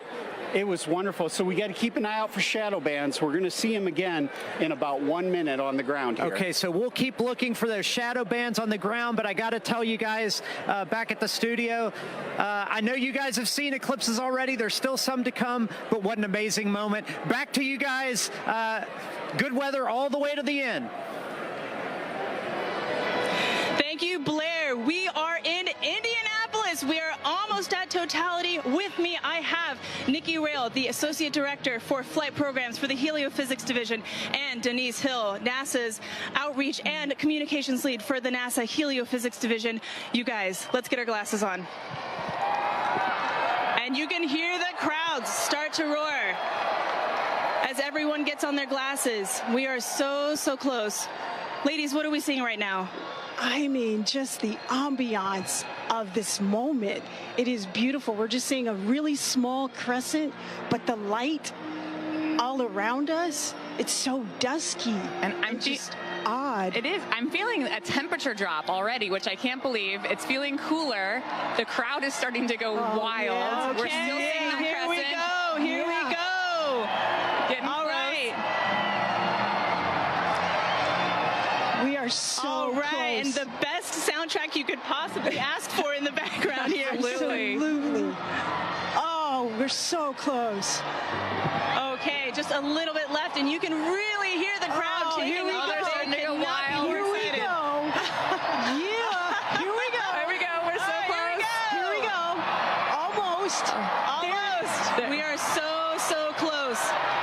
And we. Oh my gosh, there's that bright diamond ring. All right. Oh wow, look at that. I can see the.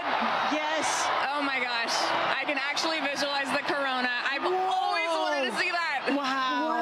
Look at that. Fantastic. Oh my God, it's gorgeous. Oh my gosh. Absolutely. An incredible sight. And dark. Wow. Look at how dark it is. Oh my gosh. And you can really see those streamers coming out right now. I'm seeing some bright lights around where we're seeing cratering, and I can see those streamers coming out of the corona. And are those Bailey's beads? Are we seeing any Bailey's beads? We were seeing some Bailey's beads. They're transitioning out a little bit, but yes, those bright light where the sunlight is shining through craters on the moon, mountains and craters. And look at those streamers of the corona. It is putting on a show. Moly. And it is dark. Holy moly. It is dark. I got to take a peek at the crowd right now. Oh, look at the crowd. Oh The my crowd gosh. is absolutely going wild.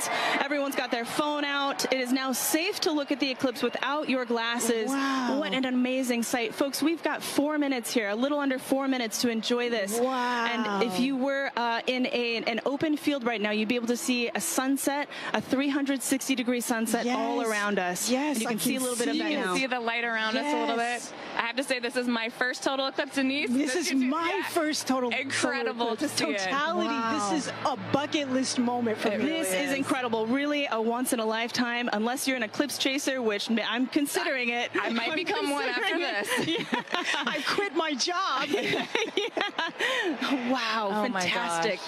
Oh my gosh. We spent so long trying to see that corona and to see it with my eyes.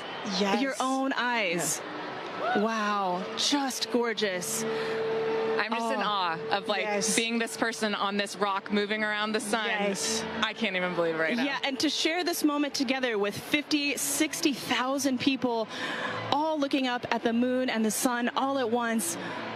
It's just an incredible experience for all the folks here in Indy and for all the folks watching. I hope you can take, the amazing energy and excitement from this crowd. What a special moment for the United States. Oh my gosh, did you hear that? Look at this and everybody. Oh, there we go, the crowds.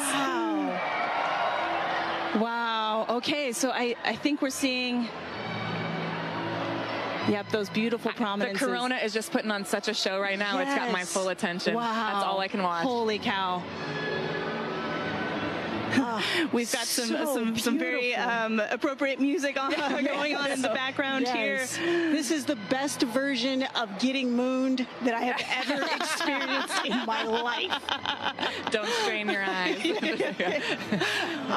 Wow. I am just in awe. There just aren't the right words to describe this. I'm just noticing it feels so strange to me right now. Like I feel the hair on my arm standing up. I feel like it's nighttime and what am I doing? And it was daytime. And actually, folks, we're starting to get some nighttime insects coming out. Yes, we're starting to see bugs. Yeah, we are seeing bugs in light. It's hard to hear them over the crowd, but I can definitely see them flying. Yes, I think the animals are a little bit confused. Nikki, while I have you, we've got a lot of programs at NASA looking at the sun. No eclipse glasses required. As the Associate Director of Flight Programs, tell me, what can we expect NASA to be sending to the sun in the next few years? We are so lucky in the midst of this incredible time of solar max. We're getting ready to... I'm seeing a diamond ring right now. The diamond ring. Take a look. Take a look. Put your glasses back on. Be safe. That is the diamond ring, folks. Wow. Spectacular. Oh, my gosh. You can even hear fireworks in the distance. Yes. Oh, my gosh. And the light is already starting to change. It really is. You can... Wow. And the crowd getting hear the crowd just loving every second of it. Oh, what a moment. I love those fireworks. Indianapolis is really pulling out all of the stops, and we love them for it. I also want to take a moment here to thank our two telescope operators, John and Dana, who have been providing these telescope views for us there from Ball State University. Thank you very much to John and Dana. All right. It's like somebody flipped the lights back on. It's like a sudden switch flip. This is so crazy. And I can feel it warming up already. Yes. Wow. This is so amazing. Incredible. Well, this is an incredible moment and an incredible moment for the Helio Big Year. Ladies, thank you so much for joining us. This has been fantastic. Thank you for having me and sharing this. I'm so excited to be here and to see this incredible sight. Absolutely. Megan and Sarah, back to you. Oh, that was so fun to experience, and I can't wait for us to do it now. Take a look at this drone shot where you can see it definitely got noticeably darker. We feel it here. It's colder.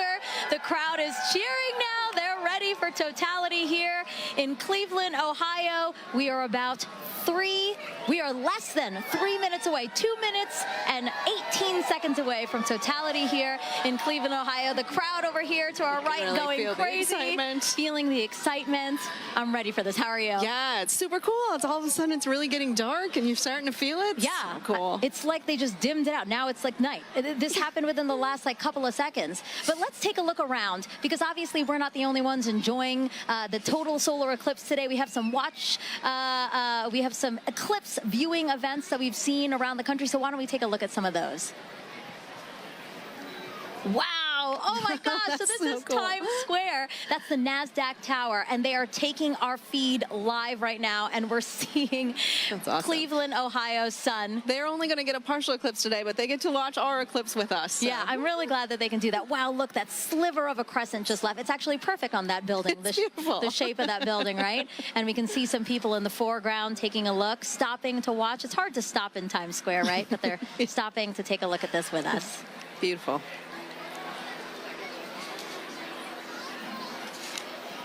Oh, awesome. So this is just next to us. This is Progressive Field here in Cleveland, Ohio. So the Guardians have their opening day today, and the first pitch is like after 5 o'clock. But as you can see, they've opened up the stadium, and people are in there to enjoy. Yeah, big crowd in there to watch that. That's great. Yeah, you can. Oh my gosh, it just got darker here. Yes. Oh my gosh, that's so interesting. And then Mentor Civic Amphitheater again. The field starting to fill. And everybody looking up at the sky for their opportunity to see today's solar eclipse. This is us back here in Cleveland. Everybody looking up at the sky. We have 30 seconds until totality here in Cleveland, Ohio. Oh my God, I have goosebumps everywhere. Everybody's starting to cheer. I might cry. I kind of feel like crying. This is so cool to see. It's getting so dark so fast. Wow, it's like night just descended on us. And look at the crescent slowly disappearing. Crowds cheering here. Cell phones up, cameras up. 5, 4, 3, 2, 1, and totality. Totality, everyone.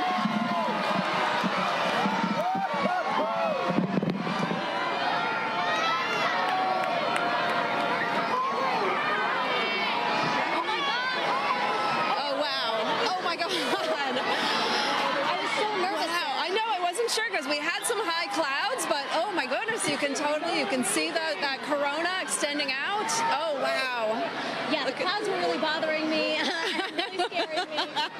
It get very cloudy here in the last hour and a half, but we have a great view here in Cleveland, Ohio. Yes. Wow, look at the corona. You can hear the crowd. Wow, everybody's got their phones out. Oh my gosh.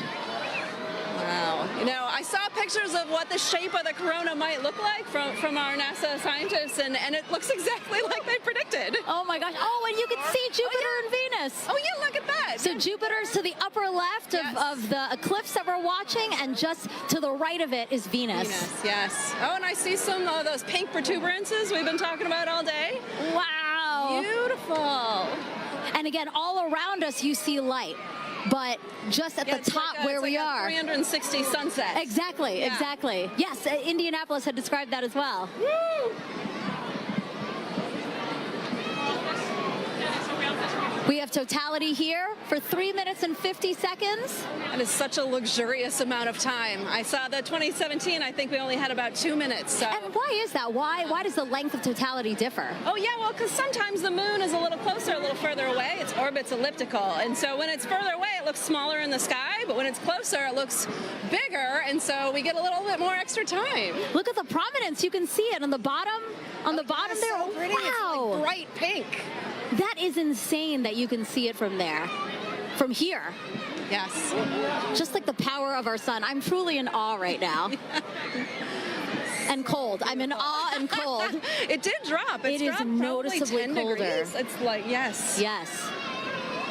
Looking around to the crowd. A lot of people videotaping it, trying to take photos. The lovely backdrop of the Cleveland skyline. Yeah, that's beautiful. We have the stadium right next to us.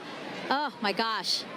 And again, thanking the Great Lakes Science Center and NASA for hosting this event here in downtown Cleveland, Ohio.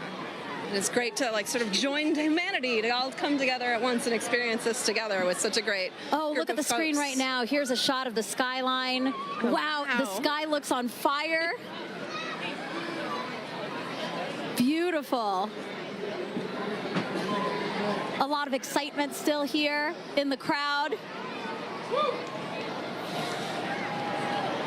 Sarah's just taking it all in. Sarah, you're supposed to be commentating. You're supposed to be saying. It's so beautiful. So you can tell that we have some cloud cover, right? It's kind of hazy here, but still. It is, yeah, some high clouds. I was worried about it, but we can still really see, have a pretty good view here. Wow. And again, this is so rare for people here in Cleveland to see a total solar eclipse. The last time was 1806. Yes. The next time, guys, 2444. That is incredible. I hope everybody took the time to come outside and witness this today. Oh my gosh. You can still see that prominence. Again, talk to us about what a prominence is. Yeah, so that pink color comes from the helium in the sort of outer atmosphere of the sun there. Oh, it's beautiful. And it gives off that pink glow. Yeah. Wow. Totality ending here. Wow, there's the diamond ring. Oh! Time to get your glasses back out. Time to put your glasses back on, everyone. That's your cue. Glasses back on.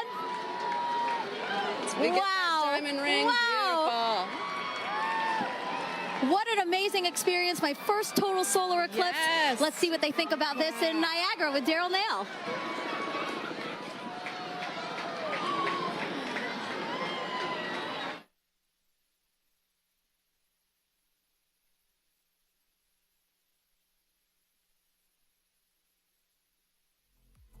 Over the entire area. You can hear the crowd erupting at various moments when the eclipse has been seen, but we are under pretty cloudy conditions, and David Sheeny is with us. He's a program executive with the Heliophysics Division.